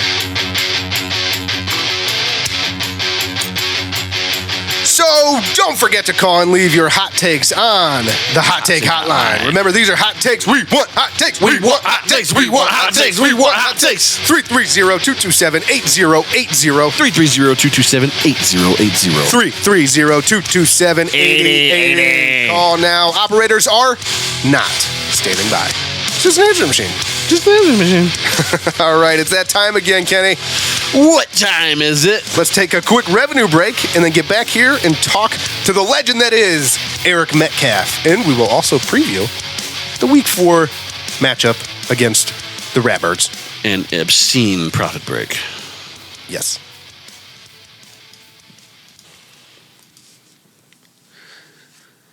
Towpath Distillery. Towpath Distillery, an award-winning craft distillery located in Akron, Ohio. Towpath Distillery focuses on high-quality spirits carefully made in small batches. Topaz lineup includes an ultra-smooth, award-winning premium vodka, a small batch silver rum made from the highest grade molasses, an American craft gin made with 9 botanicals, and a blended straight bourbon made from corn and rye. Towpath Distillery, now available locally and in 46 states. Visit towpath-distillery.com to place your order online or find an OHLQ retailer near you. Towpath Distillery, handcrafted, award-winning, small batch, local, and family-owned. All Cleveland Coffee. All Cleveland Coffee is a coffee company that launched earlier this year in Cleveland, as the name would suggest. Founded by Browns legend and Hall of Famer Joe Thomas and 6-time heavyweight champion of the world in the UFC, Stipe Miocic, along with a team of several other brilliant Clevelanders. All Cleveland Coffee is on a mission to give 1 million meals back to the community through an official partnership with the Greater Cleveland Food Bank. How will they do this? With every bag purchased, 3 meals get donated to the food bank. It's such an awesome idea with a bunch of great individuals involved. And the result is the best coffee in Cleveland, bar none. It comes in 3 roasts, light, medium, and dark, which the dark is Joe Thomas's favorite. He drinks it every morning. I'm a dark roast guy. Kenny's a light roast guy, medium roast guy. Thank you. I'm a medium roast guy. Come on. He's a medium roast guy. So yeah, the medium roast is growing on me too. I'm starting to really like it. But All Cleveland Coffee. Visit all-cleveland.com today to order your coffee and donate a few meals in the process. All Cleveland Coffee, ethically sourced, premium roasted, and 3 meals donated for every bag purchased. Before we get into the Week 4 preview, we're going to talk to another Cleveland Browns alum that will be going on the Browns fan cruise with us.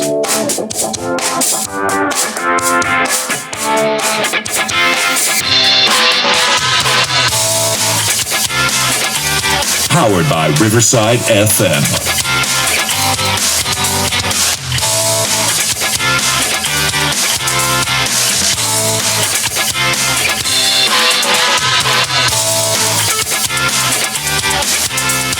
All right, our next guest is an absolute Browns legend. Was inducted into the Cleveland Browns Legends program in 2008. His career statistics include 541 receptions, 5,572 receiving yards, 2,392 rushing yards, 9,266 return yards. Yes, you heard that right. 55 total touchdowns, 2-time first-team All-Pro, and a 3-time Pro Bowler.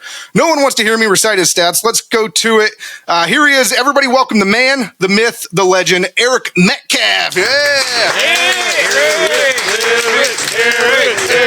Eric. Oh, you said all kind of people are going to be yelling for me. I didn't know it was just you two. Well, you know. I thought you were going to plug some sound in or something.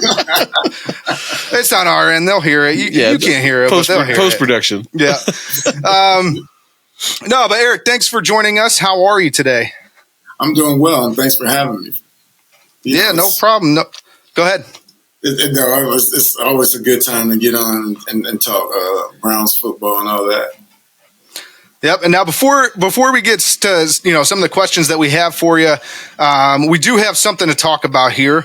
You are going to be on the Browns fan cruise in March of 2024. That is confirmed. It's big facts. Come hell or high water, you're going to be there. So, we have to say this, being that we are brought to you by the Cleveland Browns Fan Cruise. We're the official podcast of the Cleveland Browns Fan Cruise. We're going to be on the Cleveland Browns Fan Cruise. We're going to be emceeing most of the events on that fan cruise. We are really looking forward to sharing that Browns Fan Cruise with you. So is there anything you can tell our listeners about the Browns Fan Cruise? I would first like to say, I don't know about hell or high water, because that's like scary. when we're talking about a cruise, right? Hey, you can't say that. You can't leave with hell or high water. But the Browns Fan Cruise is a time for Browns fans to get together on a cruise with former players of the Browns and just interact and have fun and be social in a different environment. Normally when you see Browns fans, it's after football games or just when you're doing Browns backwards events or things like that. But it'll be a different environment. We'll be on a cruise, relaxing, smoking cigars, hopefully having some drinks and just being able to just socialize. Hell yeah. So we're all looking forward to it. So with that, let's get into your story a little bit. So you went to college at the University of Texas. There's a whole slew of stats I can read off here, and I might get to them eventually. But first, can you tell us about your time at Texas? Well, my time in Texas was a blast. If you've ever been to Austin, you can understand that. But my time in Texas was a blast. I had fun playing football and running track. I think the only thing that I regret about my 4 years at the University of Texas was not winning many games. I mean, in 4 years, I won 24 games. But other than that, I just love playing at the University of Texas. I still bleed burnt orange, and so it was just fun, just showing up on Saturdays and being the guy, and people just praising you and just loving everything you did for the university. Yeah, being in Ohio State country up here, they would kill me if they heard me say this, but hook 'em horns, right? Hook 'em horns, for sure. You have to say it. You have to acknowledge that, especially after this weekend, right? Yeah. Oh, yeah. Great game for them, yeah. And I will read off some of those stats here for you in college because you didn't talk them up. You're being a little modest here. 4,051 yards from scrimmage, 125 receptions, 31 total touchdowns, 1,650 yards on special teams, average of 10 yards per punt return. You're the only player in Texas history to lead the team in all-purpose yards for all 4 years that you were there, and you hold every receiving record for a running back that there possibly is. So, I mean, you were a pretty good player for Texas, huh? Well, I was okay. I mean, if I was real good, we would have won more games, I guess. but it was for us. It was a downtime. But I like I said, I enjoyed being in that uniform and going out there and playing in the Southwest Conference as it was back in the day. And things don't always go as you plan them to go, but things worked out for me. I just like being out there on Saturdays. I still, like I said, bleed burnt orange because it was a fun time. I mean, when you talk about all the stats, it really doesn't mean much to me because those are things that I did my entire life. From the time I started playing football, I was catching the ball, I was returning punts and kicks, and also running the ball. So it's the things I did at the University of Texas were things I had been doing my whole life, so I expected to be pretty good at those. Yeah. Speaking of doing them your whole life, we were actually looking at your high school statistics that popped up for us earlier today, and you were no slouch there either. They were also pretty impressive numbers.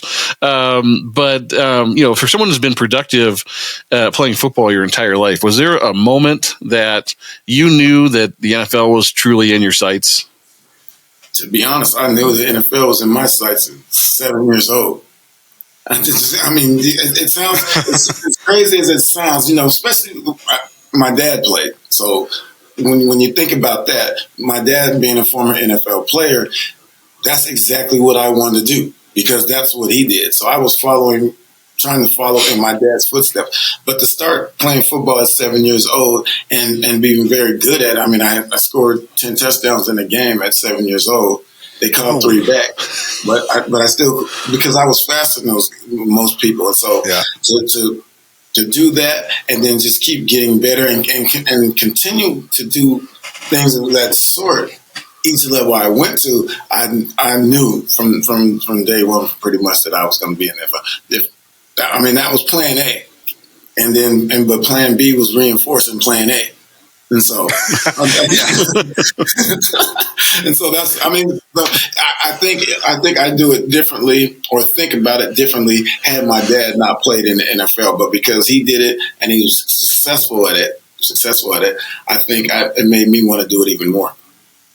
Oh. Yeah, and you talk about it being kind of a family thing. Let's put this to rest. I've heard everybody talk about you possibly being DK Metcalf's uncle. I've heard cousin. Are you related to DK Metcalf at all? I don't really know. We haven't done. I'm not like Alex Haley and doing research like his roots or anything. So I don't know. I always tell people we can try to find that out later. But as long as he continues to be a good player, we'll take him in our family. Yeah, there you go. I would claim him too. Yeah. You can come over for Thanksgiving as long as you catch 10 touchdowns a year. No. So on top of being a football star at Texas, I know you mentioned it a little bit when you were talking as well, but you also did track and field there. You hold their long jump record. You were national long jump champion in 86, 88. You won conference titles in 86 and 87. You were U.S. junior national long jump champion in 86 and 87, five-time All-American in 1988. You competed in the U.S. Olympic trials, and you finished 8th overall. So, I know you said plan A was football, plan B was reinforcing plan A. Plan C must have been track and field, I'm guessing. It never was. And I think, like when you're talking about the trials of me finishing 8th, I'm not saying I would have made the Olympic team, but when I went to the Olympic trials, I had no desire to make that team. Because it was going into my senior year of football. I was at the time considered to be a Heisman candidate. Barry Sanders won it, and no one else was going to win it, of course, after that remarkable season. But because the Olympics that year were in Seoul, Korea, and they were in September. In order for me to compete, that means I would have had to miss football, and that was not going to happen because then I wouldn't be reinforcing Plan A, right? So I can honestly say, like, that's one of the first times in my life that I went into doing something and not really thinking about winning. Because I didn't care. I wanted to play football. That was my goal. It's always been my goal since the day I stepped on the football field or the day I was able to watch my dad do it. That's just what I wanted to do. So track, I love it. I love everything about it. But it wasn't something I wanted to do like professionally. Gotcha. No, that's that's a funny story. In my opinion, I did the trials, but I didn't really care. I just did it because they wanted me to do it. I didn't want to do it. Because I was pretty good at it, so I figured, I'm just going to do this, right? Yeah, it helps your draft stock if you make the Olympic team, probably, right? I don't know. I mean, I got drafted number 13, so your draft stock was pretty high. I mean, I wasn't going to be the first running back taken, which was Barry Sanders. He was number 3, but I was number 4, I think, at 13, which is probably something that we won't see again. 4 running backs taken in the top 13 picks. No. But no, that's a perfect segue. My next point here was just that you were drafted by the Browns in the first round in 1989, 13th overall. You ended up playing for the Browns from 1989 to 1994. So can you tell us a little bit about your time with the team? Oh, I absolutely loved my time with the team, which is strange, because when I got drafted by the Browns, I was like, I never really thought about being a Cleveland Brown. I actually wanted to be drafted by the Rams. I felt like I was the LA type of guy. I need to be Hollywood. And so, but they picked later in the draft, and I got drafted by the Browns after they made several trades to get me. And I come here in May for minicamp, and my agent is like, do not practice because it's, you don't have a contract. If you get hurt, they're probably not going to give you what we want. And so don't practice. And so just stand out there and watch practice. And my agent had talked to Ernie, of course, and all those guys that this was what was going to happen. Right. So I'm out there. And once again, it's May. I'm coming from the University of Texas in Austin. On the worst day, I'm getting 70 degrees. But during this minicamp, it was snowing. It's May. It's snowing. I'm thinking, this isn't going to work. It's snowing in May. I can just imagine how it's going to be November, December. And they're playing on natural grass, if that's what you want to call it. I don't know if that was really grass. That was more so dirt. And so I wasn't really excited about it. I mean, of course, you're happy that you got drafted in the first round. You're happy that you got drafted, period, and you have the opportunity to be in the NFL. But I wasn't really excited about playing in the cold and playing on dirt because I felt like it would slow me down. And so fast forward, I held out, didn't come to Cleveland until the last preseason game. Played. These guys took me in like I had been here for years. The season started. We're winning games. I'm making some pretty good plays, and from that moment on, I just loved being able to call myself a Cleveland Brown. Not just because we were winning games and I was producing on the field, but because the way the fans treated me, the way they still have respect for me as a player, and so I just love being a Cleveland Brown. Cleveland's definitely no Hollywood, but I will say that we bleed our team's colors far more than any LA team ever did, in my opinion. Yeah, we do. And I mean, and that's what I appreciate most about the Cleveland fans, because they're with you ride or die, whether they're winning or losing. And there've been some lean years here. And so, but the Browns fans are Browns fans. And so I just appreciate the fact that they ride or die with you as a team and with you as a player, and just are hoping that something good happens for them. Can you talk about your time? I know there was some pretty interesting coaches there during your time with like Belichick coming in. Do you have any good Belichick stories? Is this PG, R, or G? Whatever you want it to be. We don't have a rating here. It's weird because when Bill came in, obviously he came from the Giants under Bill Parcells, and he comes in and he's kind of coaching like he had been.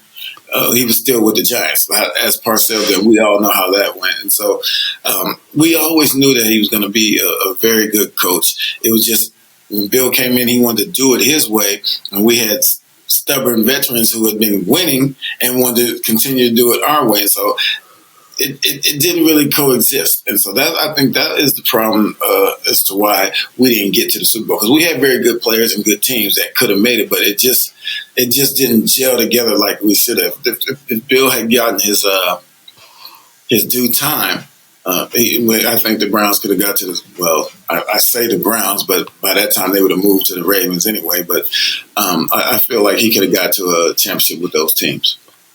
We don't like to talk about those dark times. I mean, it's part of the history, so you have to, right? I know. It's true. I know. No, I mean, you mentioned some of your early times there too. Is there any advice that you have for current Browns players, especially the young guys that are coming in and starting their careers? I would say just embrace the moment and embrace the town. I think guys, it's a different era, of course, and guys think differently when they play in the NFL because they move more than guys used to back in the day. I mean, I was traded 5 times, but that's rare. Not traded, but played on 5 teams, but that's rare. These days, it's a lot of people do it. And so I'll say embrace the moment. Just love the city because the city loves you. And whether you win and lose, you will still be appreciated. And so I just like guys to just appreciate this because it's an honor to play here for the Cleveland Browns. Yeah, and it's awesome to hear veterans, alumni like yourself say those things because, we do. Like we've talked about this entire time, we bleed our team's colors. We love you guys. Even though we get down on you guys sometimes, we love you through it all, and we keep coming back for more. So real quick, spending time with the franchise, obviously, it's more than just playing football. You become kind of a family with your team. You get involved with the community, those types of things. Do you have a favorite off-the-field memory from your time in Cleveland? Off the field moment, favorite time. This is going to when I got inducted into the Legends, and they did our ceremony in the stadium. But after that, when they announced us on the field, I remember coming out of the stadium. I was with family and friends, and some guy recognized me. He looked, he's like, "That's Eric Metcalf," and he looked at my family and friends. And he said, "That's Eric Metcalf. Why is he walking? You guys should be carrying him." and I looked at them and I was like, "He's sure right." They should be carrying me. And so in my mind, in my mind, I was thinking, this is how fans of the Cleveland Browns feel about me. And I appreciate that most, because that in order for them to appreciate you like that, that means you have had to do something that left memories for them as well as yourself. And so I appreciate how the fans treat me and have always treated me. Yeah, and Kenny, you got anything else here before? Yeah, just on that same line. I mean, I think just fan favorite for sure. I don't know how familiar you are with the old Tecmo Super Bowl game, but I remember that Eric Metcalf was my favorite running back to play with growing up on the old NES. So, fan favorite for sure. Quick question, too, just around, obviously, you returned kicks, punts. You were really one of the first guys that was coined a return specialist, even though you played running back and caught the ball as well. How do you feel about that in general? I mean, do you consider yourself a return specialist, someone that kind of paved the way for guys like Josh Cribbs, Dante Hall? What are your thoughts on that? I actually just consider myself a football player, meaning I could do more than one thing. Because I think football players could do a lot of things. And so I consider myself a football player. And unfortunately, the way I play, I would be more successful today because the way they play the game. Whereas back in that day when I first came in the league, it was a different brand of football. And so people say that I wasn't used right, but that's how football was played. And so you just take it as it is. But it was just fun being able to do all those things. It's funny that you say that, because literally right before we started the interview, we were just talking about how if you were on the team today, you'd be an absolute stud because you can do everything. Yeah, I mean, when you think about just the guys that you use, like Christian McCaffrey and Austin Eckler, you would fit right into that kind of group, right? A guy that can do literally everything on the field. Right. So when you look at someone like me, back in when I was playing, I'm considered a third down back. We come in and, run some draws, run some screens, catch some balls out of the backfield. But now, because of the way the game is played, feels spread out, a guy like me, like you said, like Chris McCaffrey, like the Alvin Kamara's, those kind of guys, they can play all three downs, right? Because the field is so spread out, you can still use them in the same way, and everything, the holes are bigger. And so I think it would be fun to be in the game today. For sure. Real quick question, too, again, on those same lines, in terms of the running back position evolving in the NFL, certainly has changed a lot over the years. And I just wanted to kind of get your thoughts on where the running back position is today, given we've got so many, premier talent type players that are struggling to get second contracts or decent contracts later in their careers, even though they still have are still at the top of their game and in their prime. We know the running back is underappreciated today. I mean, and it's unfortunate, because when you think about it, you have these guys, running backs, who they're asked to catch the ball, they're asked to block, they're asked to run the ball. And they're the only people on the field that are really asked to do that on a consistent basis. But yet, when it's time to get a contract, no one wants to give them money. You let them carry the ball 300 times a season and hopefully carry you to the playoffs. But when it's time to get a contract, they can't get money. Or say in Jonathan Taylor's case, when it's time for a trade, you don't want to pay him, but you want 4 first-round picks. Right? So how does that add up? How does that value add up? And so I think something just needs to be done, because these guys are special. They're asked to do a lot of things, and they're carrying their teams. Yeah, and along those lines, I mean, I hope, it's setting up. We are lucky enough as Cleveland Browns fans to be able to watch Nick Chubb week in and week out do the things that he does. And in my opinion, and I know I'm a little biased, but I think there's a lot of people out there that would agree with me, he's the best running back in football right now. And I just hope that when the time comes, which is coming quickly, that the Browns do right by him and don't follow in line with all these other guys. So we'll see how that pans out. Oh yeah, we definitely hope that Nick stays here, because I mean, he's been in the top 3 in rushing since he's been in the league, and you got to appreciate that. I mean, at some point, I would think that he would want to win the rushing title, and so when it's time, we got to hope that he's still happy being a Cleveland Brown, right? And so that he'll want to stay here because he's done a lot of good things for this team, and obviously, I think that in order for this team to win, it's going to have to be on his back. Of course, we have Deshaun and a lot of weapons, and they can spread the ball out. But Nick is the guy. Yeah, could not agree with you more. One final question too around that. So you had mentioned, something maybe needs to be done. Now, is that really? Is that where do you think someone like the NFLPA or somebody has to step in and say we have to do something about running back contracts? Or do you think we'll ever reach a point where just the pendulum will swing back the other way and the league will start to appreciate and realize the value these guys bring, especially a guy like Nick Chubb as an every down back brings to an organization? I don't know if it's necessarily the PA that has to do something. I don't really know what they can do.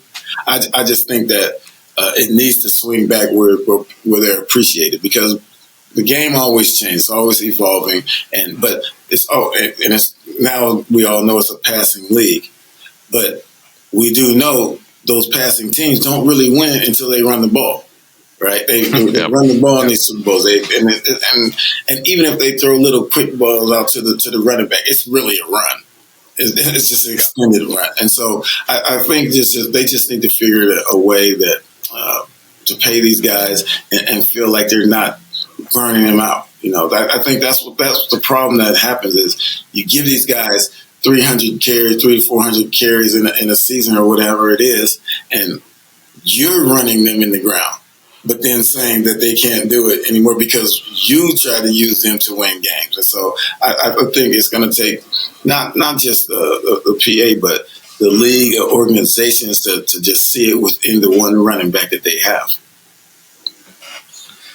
Yeah, we really appreciate the insight as far as the situation in the whole kind of status of the running back position right now and your thoughts on it. And again, you had a phenomenal career with the Browns, absolute legend. But I do know for most guys, they get kind of this whole second life after football. Can you tell us what you're up to today? So, yeah, I come here. I do pregame, postgame shows at Channel 19, WOIL. I do great shows. Oh, thank you. Thank you. I appreciate it. I also do consulting with Nike Track and Field to help them find potential athletes, and especially with NILs and all that kind of thing. You can find high school kids who potentially be with Nike on the track side. And so I do that as well. And I also have my own brand of cigars, which we had actually released a couple years ago, but we're going through a whole reorg, and so we're going to be re-releasing at the end of September or beginning of October. And what's the name of that line? EM21s. So EM21s. EM21s, and we will have a whole variety of sticks for you. Nice. Looking forward to that. And then, are you bringing those on the fan cruise? Yeah, can you smoke on the cruise? I don't know. That's a great question. I would think because it's outdoors, maybe. Yeah, I don't know the answer to that. We'll have to take that one away. because if I can't, that's like hell or high water. And I won't be able to make it. Well, the good news is, even if you can't on the cruise ship, we do make two wonderful stops, and so on the beaches of those islands, we will be able to smoke those cigars. So, true. But no, it's another great segue to bring things back to the time that we'll get to share on the open ocean in March of 2024. And like I said, a couple amazing stops along the way. Let's talk about what everybody should look forward to. So what event or activity during the entire cruise are you looking forward to the most? I don't know if there's an event or activity as much as just being able to hang out with fans in that atmosphere. Where it's relaxed. When I'm usually around fans, when we're talking about a bunch of them, it's like a hostile environment, and so it could be at a game or it could be at a backers event. And so it's about, I got to get autographs right now, or got to talk to them right now, or I'm going to miss some things like that. Whereas when we're talking about being on the water, it's just hanging out, relaxing, having drinks, hopefully smoking cigars, and just being able to chill. And then you get to feel how people really are. I like being around people, but I like to be relaxed in doing so. Yeah, absolutely. And so I'm guessing that's probably the same thing that you would say that the fans have to look forward to themselves as well, as being able to mingle with you guys without having that red tape, that red rope there kind of dividing you guys. Yeah, because I think when you don't have that red rope, it makes it easier just for everyone to relax. It doesn't make it a hostile environment because once again, you're not pressed to have to meet a person at that very moment. You know you're going to be on this cruise with us for a few days, and so everybody can just relax and have fun and enjoy the moment. I think that makes it a lot more personal. You get to enjoy people more like that when it's just chilling out. Hell yeah. So we're super excited for that too. I also know there is a competition for the Browns backers organizations out there. The chapter with the most bookings will get an all expenses paid balcony cabin for 2 on the Browns fan cruise. The chapter with the highest members to bookings ratio also gets an all expenses paid ocean view cabin for 2. All members of the winning chapter will receive a specialty dining pass for 2 guests, and all members of the winning chapter will receive a Browns fan cruise commemorative Cleveland Browns autographed football. So with all that being said, and the Browns backers organizations in this competition to book these cabins, do you have anything that you want to say to the Browns backers across the nation and across the world specifically? I would first say, Browns backers, thank you for your support. Keep supporting this team. It's gonna have fun. It's gonna happen for you one day, where you see your team in the Super Bowl. I know this. If you want to win, you should probably invite me to your club.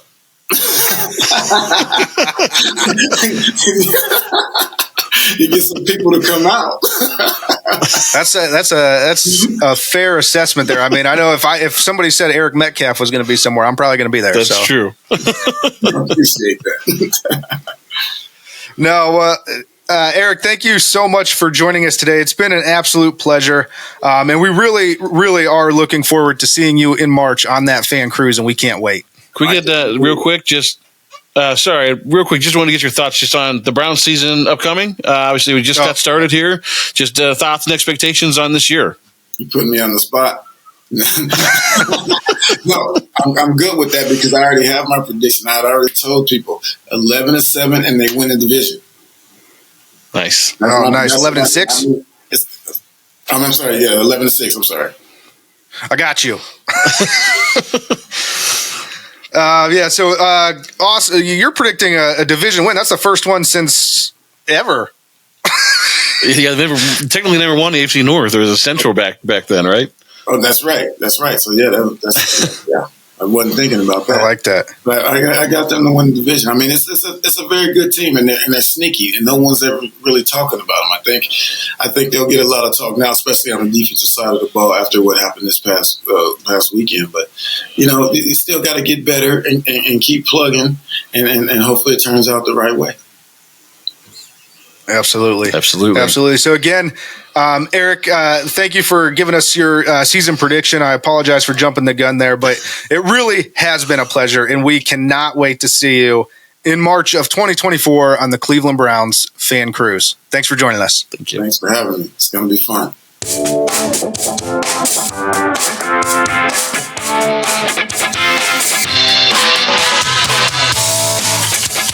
I'm Eric Metcalf, and you're listening to Burning River Sportscast. Go Browns.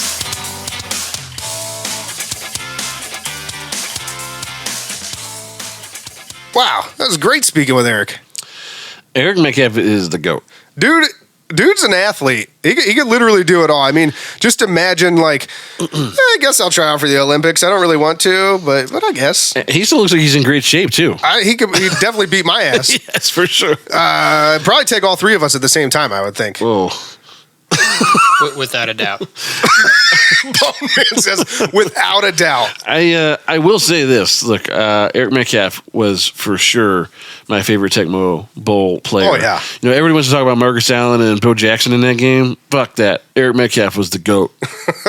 It's extra special because in case you haven't noticed, most of our sounders come from Tecmo Bowl, and having Eric Metcalf on is just like full circle moment here. Don't tell the world that YouTube will censor us. They won't censor us. Nobody has the rights. All right, so that'll take us to the Week 4 preview.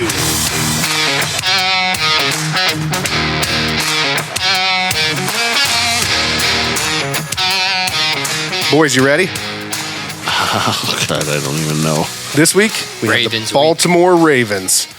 Kenny, you got any matchup previews, any opposition research you want to point out? I hate the Ravens. Thank you. Hot take there. We talked about with Pumpkinhead about which one he hates worse, and he gave me kind of the classic Cleveland answers, the Steelers. I hate the Ravens. I hate them more than the Steelers. I really do. They're just the worst. The absolute worst. Do you have a reason or just because? Because they stole our team and then they did steal our promptly won a Super Bowl. That was our Super Bowl with our players that they went and won. Literally, F them. Like the next year. Yeah, F them all. F them. F them all. I really just hate them. I hate everything about them. They're just the worst. And I mean, the things that made them good for so long was they had a murderer as their middle linebacker. I just hate the Ravens. We can't really get into a battle of morals, though. Yeah, can we actually take a quick second and talk about this for one quick second? I was kind of hoping to avoid it, but I brought it up, so let's go ahead. And then we're going to put it to bed once and for all, is this whole thing about how did we get to a point as a country that if you could throw a ball good or dribble a ball good, catch a ball good, you just basically get tackle somebody good, unlimited chances to like be a degenerate. Nobody, unless you're O.J. Simpson. Nobody, even he's kind of made a comeback. You know, yeah, that's true. The glove don't fit. Like people, they don't quit. You know. So, but think about this for a second. Like, does anyone stop and say like that Harvey Weinstein made some great movies? We should let that guy back into society. Nope. Does anybody say like that Jeffrey Epstein? Do you know how much money he donated to charity? I mean, it was a fuck ton, guys. This guy was running the world from behind the curtain. But, like, because a guy can throw a ball good, we're like, whatever, we don't have any morals. Yeah, why doesn't that apply to anyone else? I don't know. I will say that I'll say this. I do want to say this about Weinstein. He owns all the rights to Dogma, and it can't be on any streaming services, and it pisses me off because that's a great movie. Ridiculous. Unbelievable. Erroneous. No, I just like, how do we get to the point as a species, as a culture that we're like, I don't know, man. Because winning a game that really doesn't mean anything is so important to us. We're willing to look the other way on pretty much everything. I mean, this isn't even a Deshaun conversation. It's Deshaun. It's Kareem. It's Tyreek. I mean, well, I guess Kareem was on video, but I felt like the video wasn't all that bad. But the Ray Rice video, I felt like put him out because of the video evidence. But we didn't have video evidence of Jeffrey Epstein. We just had an island. Yeah. I can't believe, as I'm replaying this conversation right now in my head, I can't believe that Weinstein was what I got mad about. Epstein's way worse. But I mean, they're both really bad. They're both like really bad. I can't even. They're just really bad. But we draw the line with Harvey Weinstein. Like that's where we drew the line. None of all these other guys just get to do whatever the fuck they want whenever they want. I don't know. It's not right. I mean, you shouldn't kill people. Violence against women is terrible. And children. If one of these motherfuckers touched my daughter, it'd be over for him. It's just such a backwards world we live in. Yeah. Man. I don't know. Yeah, so I don't know. But I guess we digress. I'll put it to bed. Sorry, I can't fix it. No one else can. Let's hopefully all these guys win football games. I guess. Again, we play the Baltimore Ravens this week. Kenny hates them. He hates their guts. He hates everything about them. Some position matchups here. I want to highlight the Browns front seven against Lamar Jackson. Obviously, our front seven is dominated so far this season. Absolutely dominated. However, we have not faced a quarterback that is nearly as good or as athletic as Lamar Jackson. And I say as good. We haven't faced a good quarterback since. No, and I say that because obviously I know people will be like, we faced Joe Burrow this year. Joe Burrow was hurt in that game. He was a shell of himself. He was nowhere near full go, and so I don't even count that game. I mean, if you're playing 50% of Joe Burrow, still better than some quarterbacks, but not that good. So, Lamar Jackson's a whole other – he's just in a different league right now than the quarterbacks we've played so far this season. So I'm going to be interested to see if they can slow him down, especially slow him down on his legs, if they can keep him kind of contained and not let him get outside and run a little bit. Yeah, look, I've watched a little bit of Lamar this year, and he's kind of been hot and cold. He's more streaky right now than I've seen him in a long time, where he usually would have a game where he's been great with his feet or great with his arm. And this year's kind of been a mixed bundle so far, and I don't know what to make of that. He hasn't really had any of those like vintage Lamar games or plays to this point in the season. But I do have faith in this Browns defensive front against Lamar Jackson because of Jim Schwartz. Fair. And I actually would agree with that wholeheartedly. At this point, I am a firm believer in Jim Schwartz. And again, if you haven't bought him already, you should go buy our Jim Schwartz. www.dtapinmedia.com/shop. My other position matchup that I wanted to highlight here is Jerome Ford versus Baltimore's defense. Last game, Baltimore gave up 122 yards to Zach Moss, who was filling in for an injured Jonathan Taylor. So they are susceptible against the run. I just want to see if can Ford repeat, can he repeat what Zach Moss did last week and really attack this run defense? And will he even get the chance to, or are we going to continue to go with that air raid offense? Yeah. I think, look, we've seen this a couple of times this season already where Stefanski has kind of started with, hey, let's do the air raid thing, and then kind of backed off of it and kind of did some things that made more sense. In both those games they won, so that's good. I think when it comes to coaching in this game, I think that's, to me, the next big matchup preview is just Harbaugh's been there a long time. He's done it a long time. He's won Super Bowl there. Well-coached team on both sides of the ball. They don't make a lot of mistakes or make a lot of penalties. And I just, as much as I hate Baltimore, the Harbaugh boys are a good coach. I hate Michigan too, but he's also a good coach. So Jimmy John hanging out. F the Harbaughs. All over. F them all. The Harbaughs, as much as I hate both of them, are good coaches. And if I had to pick one in this game to be my coach, I would have picked the Harbaugh. But that being said, I think that this Baltimore offense right now is so streaky. They just got beat by a Colts team that isn't great. No, you think they're better than everyone else thinks they are. But and I don't think they're terrible. They're just not good. I hope you pick them a lot this year. But yeah, I think this team matches up with Baltimore better this year than they have in a long time, outside of the fact that they don't have Nick Chubb. Fair. Every other position group, I think, we match up really, really well against. Yeah, and so as a team, the Ravens they have a 2-1 record. They're coming off that loss against a terrible Colts team. Their loss to the Colts was similar to the Browns' loss to the Pittsburgh Steelers, I would say. Out of nowhere. It seemed like they won every facet of the game on paper, but somehow in the end they ended up losing. So I do think this week is going to be a big test. We have a chance to go into the bye week at 3-1. And I guess the questions here are, will our passing game and Deshaun continue to take steps forward? Will our defense continue their dominance? And I guess we will just have to wait and see. I'll add a last one. Will Stefanski get out of his own way? Nah, he won't. So we'll have to wait and see. But before we get to our picks, Kenny, why don't you give us the injury report? Injury report, sounder. Go ahead and play.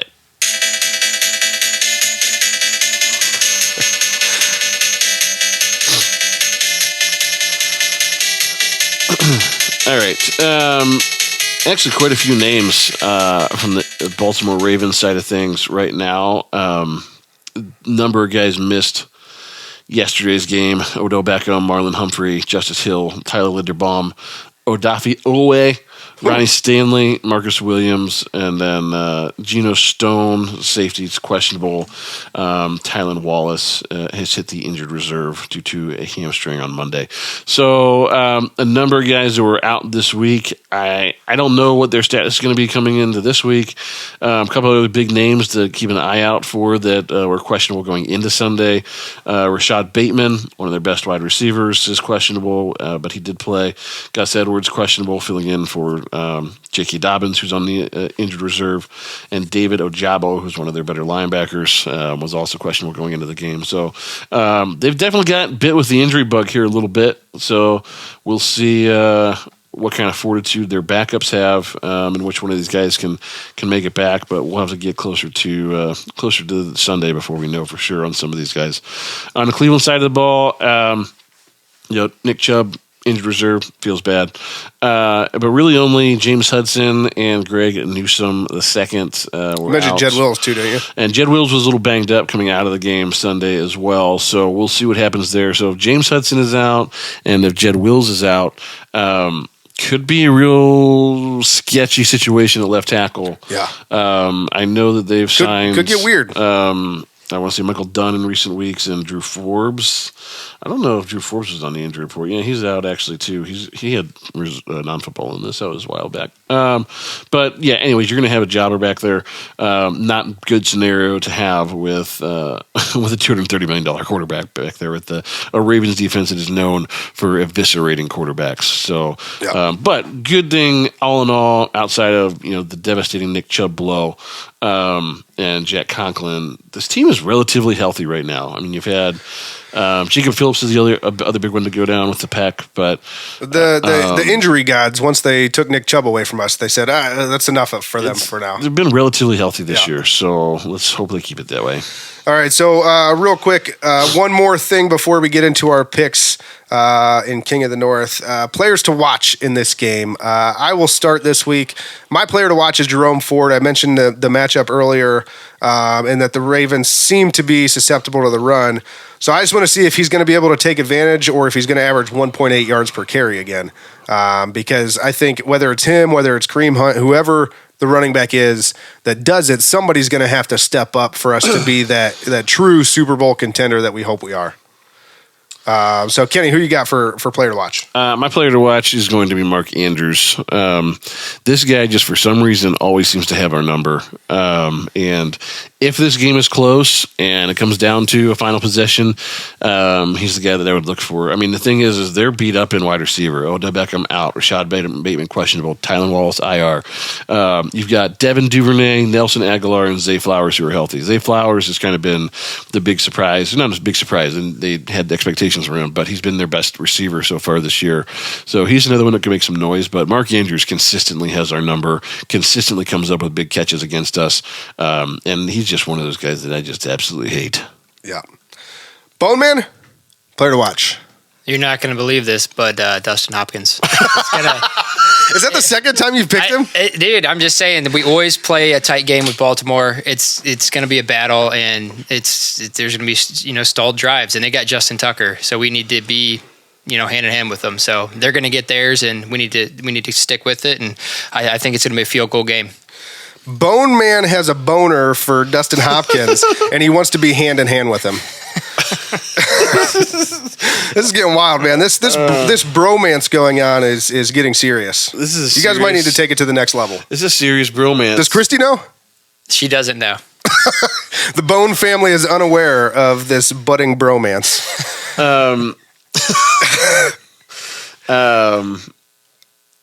That's not good. Seriously, again? No, Zach's romance with the guy. It's not good. It's not good for his Don't marriage. scare me like that.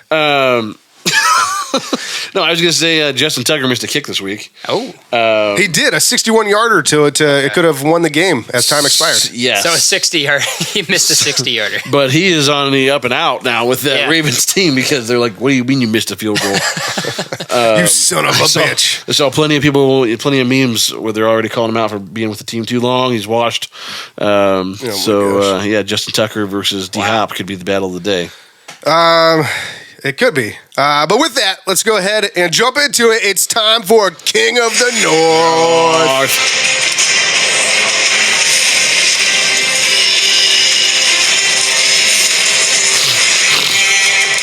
All right, in case anyone doesn't know by now, this is our year-long AFC North Pick'em competition. At the end of the season, whoever comes in last place gets punished.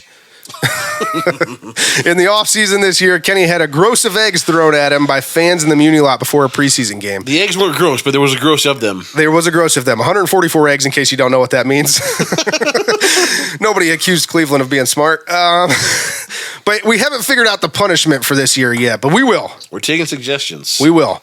So let's get into it. Things went much better this past week. I'm back to where I want to be, atop the standings, tied with Bone Man. And I want to remind everybody that I'm still the reigning, defending king of the North. However this crown goes. There you go. And Kenny is back where he belongs. He's at the bottom. He loves being on bottom.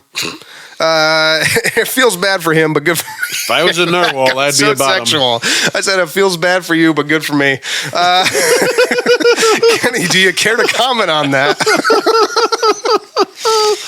Oh man, I for the first time all day. Really got to watch how I word things. For the first time all day, I'm at a loss for words. So with that, let's remind everyone of our records before we pick. I am 5-3. Bone Man is 5-3, and Kenny, the guy that is terrible at picking AFC North games, is 3-5 and under 500. We'll still have to add in the Cincy game before from the Monday Night Football before next week's episode. But let's get into this week's games that are coming up. Cincinnati travels to Tennessee to play the Titans. Bone Man, who you got? I think Cincinnati takes it on the road. Yeah. Okay. Any reason? They're just Not better. really. I mean, it's they're obvious. just You don't better. have to. It's Joe fine. Burrow's getting healthier. Yes. They need a win. Kenny, who you got? You gonna pick the Titans again for the second week in a row? I hope you do. Please do. Come on. They're so bad. Cincinnati. Tennessee might be the worst team I've seen play football in 3 years. Whoa.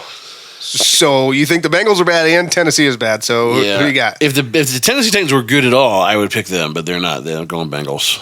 Fair. So we all got the Bengals in this one. I agree with you. I think Tennessee might have the number one pick next year. Yeah. Next up, Steelers visit Houston to take on the Texans. Kenny, who you got? I'm going to go CJ Stroud in this one. I think he's played really well to start the season. He's had some big games numbers-wise. They just haven't really won a lot. But, I think that the Steelers team, again, I think they're ass. I can't believe they won again last night. But I just think that this Texans team has room to grow, and they need to start getting a couple of wins just to learn how to win. And I think C.J. Stroud can take them there. I mean, C.J. Stroud should trip up Kenny Pickett in terms of statistics. Yeah. 3-1. Bowman, who you got in this one? I'm going to go Steelers just because of T.J. Watt. The dude's a beast, and I think he's going to rookie quarterback try to feast on the rookie quarterback. Yeah, fair. I am also going Steelers. I thought this was kind of a push game. It was kind of 50-50 here with how C.J. Stroud has been playing well. Both teams aren't very good overall, but anytime there's these 50-50 games with the Steelers, unfortunately, I have to give it to the Steelers because I think Mike Tomlin is one of the best coaches in the NFL. And so I've got the Steelers. Finally, that takes us to our game. Ravens come to town and square off with our Brownies. I'll go first here. I like Cleveland in this one. I think this game is going to be very, very close. I think it may come down to a last-minute field goal, whether it's a make or a miss for either team. I think it's going to come down to that last-minute field goal. And I have the Browns winning this one 17-16.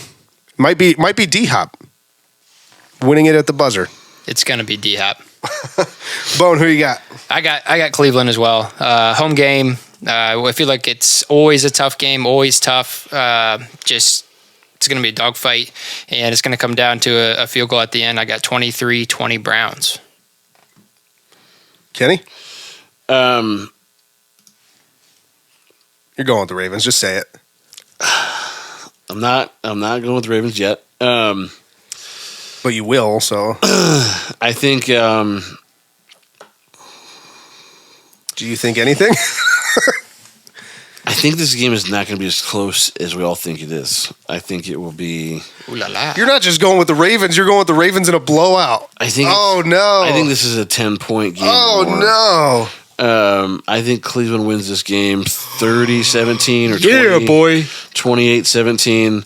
I just don't like. What's your final score projection? I'm going to go 30-17. I don't like the streakiness of this team right now in Baltimore. I think that they just have it sometimes and don't and go cold. And they come out of some of these games and they look like they're going to be just gangbusters, and then they don't do anything for the rest of the game. And I think that if Cleveland can play a similar game that they played this week, where the offense can sustainably pick up third downs, and even if the run game doesn't really get going again, I mean, if Deshaun can stay efficient and guys are catching the ball, I don't see any reason why Cleveland shouldn't win this game going away. It's game before the bye. The emotion from Chubb is still raw. And they need to go into the bye week feeling good about this with if to have any hope for the rest of the season. So this positions them well at 3-1 going into the bye. Kevin Stefanski doesn't get fired. We calm everybody's minds about Deshaun a little bit, and Cleveland looks good going into the second half of the season. Well, the second 2/3 of the season, second 3/4 of the season. Yeah. Well, I don't know why I don't know why we have buys in the fourth week either. But, I'm in shock. You picked the Browns, and you picked them to win, like, convincingly. You know that's why they're going to lose. If they do, I blame you. Sorry, I knocked on wood. Oh. Scared the shit out of me, man. That was the loudest knock on wood I've ever heard. Somebody's breaking into her studio. Yeah, what the hell? Once again, call the Burning River Sportscast Hot Take Hotline. You heard it here. Don't forget to call the Hot Take Hotline and leave your hot takes on that Hot Take Hotline. Remember, these are hot takes. Hot takes, hot takes, hot we takes. Want hot takes, hot takes, hot takes. We want hot takes. 330-227-8080. 330-227-8080. 330-227-8080. Call now. Bone, what's that number? 330-227-8080. Hell yes. Call now. And be sure to check out our gear, www.thetappinmedia.com/shop. And that'll do it for us. Kenny, what can we expect next week? Next week, we're going to recap the game against the Ravens. Hopefully a big win against a division rival. And I just hate the Ravens. We do have a bye week coming up, so we'll take some time to sponsor some, highlight some sponsors. Can't talk. We're not going to sponsor highlights. We're going to do some sponsor highlights. Basically, our whole show next week is going to be interviews with Towpath Distillery, All Cleveland Coffee, and, of course, the Browns fan cruise interviews. So stay tuned for all that. Going to be a lighter week than we've had lately, but a good show nonetheless. And don't forget to check us out on social media. Tappin Media is on Facebook, Twitter, and Instagram at The Tappin Media. And Burning River Sportscast, that's this podcast, is on Facebook, Instagram, TikTok, and YouTube at Burning River Sportscast, and on X at Burning River Pod. You can find our podcast wherever you get your podcasts. I'm talking Apple Podcasts, Spotify, Google Podcasts, Amazon Music, Stitcher, Pandora, iHeartRadio, Podcast Castro, Good Pods, and so many more. And you know what that takes us to, Kenny? It's fact 4 days.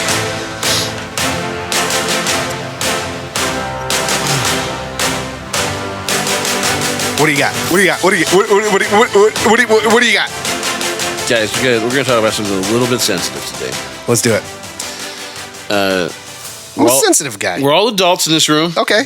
So, well, except maybe you. So let's. Yeah, right. You're the oldest. Let's manage ourselves like adults. Okay. And prove that we can talk about sex.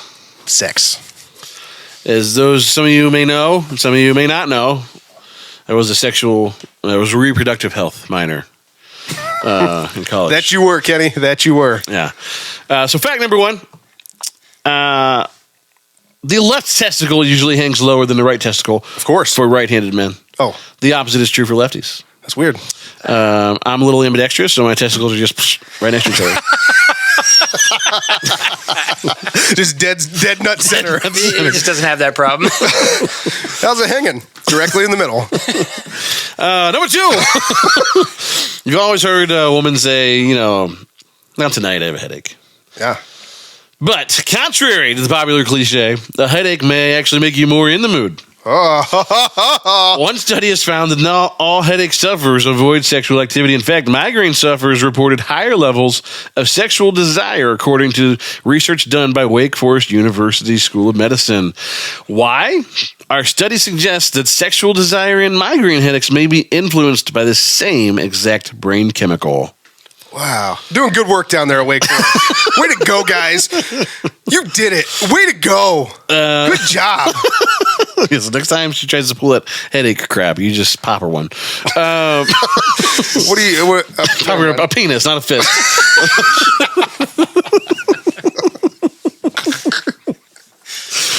Number 3. Okay. Unfortunately, as luck would have it or not have it, you can, despite there being no bone, break your penis. Oh, yeah. I know people who have done that. That's no joke. Getting a penile fracture is a real thing. It does happen. It's relatively rare, but we're talking about because there are things you can do to protect against this injury.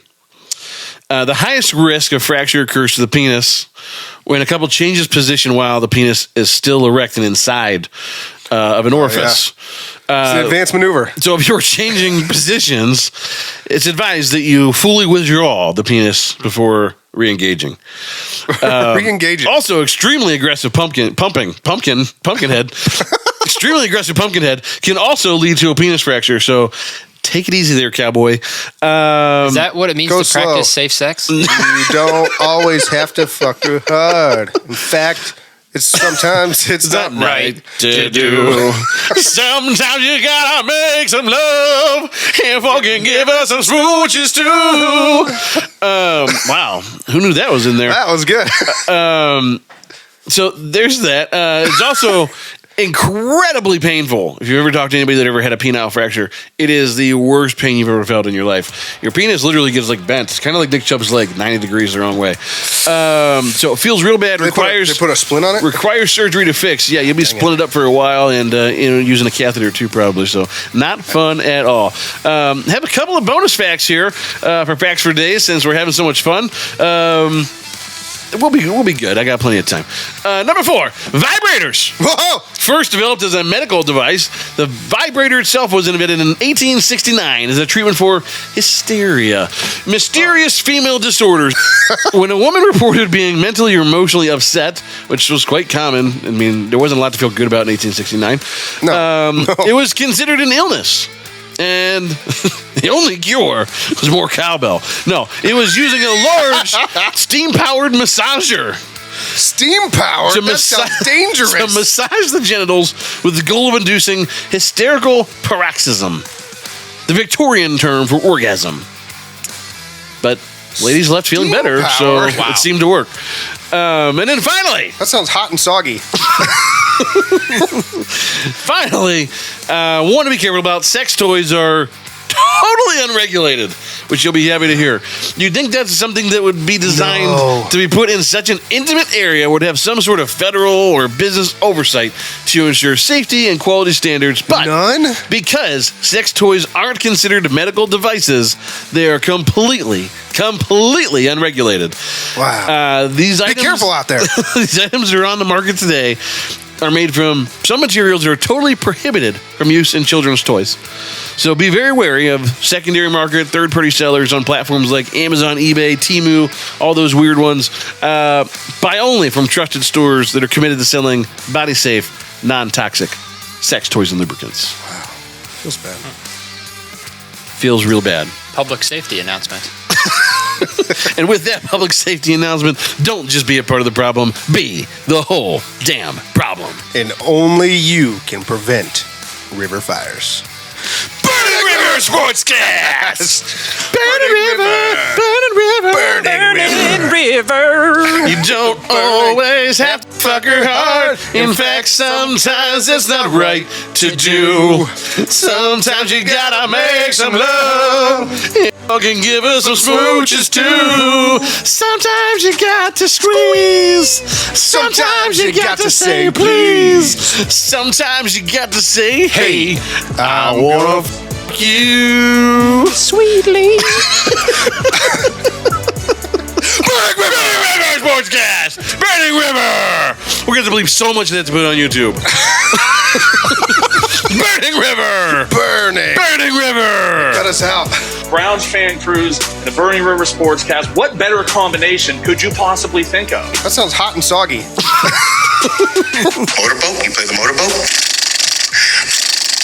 You motorboat son of a bitch. You old sailor, you. If they do, I blame you.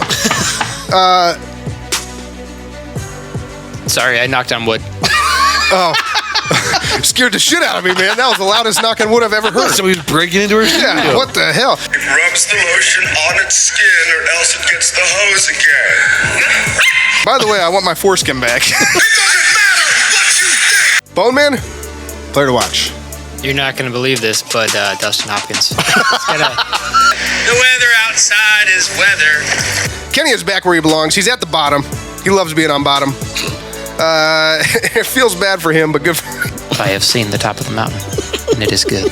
Yeah, I love people touching me. Just touch me. Listen, you can touch me all the time. I think it was the Rocky Horror Picture Show that she said, touch me, touch me, touch me. What do you mean funny? Funny how? How am I funny? Erroneous. Erroneous on both counts. Oh, Lord. Wow. But damn! You know why, mister? Because you drove a Hyundai to get here tonight. I drove an $80,000 BMW. That's my name. Where's Logo Girl when you need her? I desperately want to make love to a schoolboy. Down goes Anderson! Down goes Anderson! No way! You just finger banged her salad. What? You first get shocked, and then you get the shocker.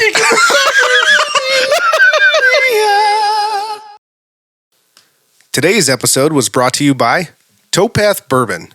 Towpath Bourbon, made from corn, barley, and just the right amount of rye. This blended straight bourbon whiskey is designed for the real bourbon lover. Intense notes of maple, cinnamon, vanilla, and oats hit you up front. Rich and intense, yet balanced all the way through with a strong and lingering finish. Great by itself, on the rocks, or in a Manhattan. Available locally in Northeast Ohio and online in 46 states. Towpath Bourbon. Hey, Browns fans. This is your chance to join the company of some of the Browns' all-time greats on the first ever Browns fan cruise. Picture this. For 5 unforgettable days, you're sailing across the beautiful Caribbean Sea, reliving the Browns' greatest moments, getting autographs, snapping photos, and celebrating on the beach with your favorite Browns alumni, like Josh Cribbs, Webster Slaughter, Eric Metcalf, and a dozen others. Book now and take advantage of our easy, budget-friendly payment plans on this once-in-a-lifetime, all-inclusive cruise adventure. The clock's ticking, Browns fans. To book your cabin and for more information, visit brownsfancruise.com or call 216-284-6472 today. Browns Fan Cruise, where diehard fans and Browns alumni come together for the trip of a lifetime. Don't wait, secure your spot today, and go Browns!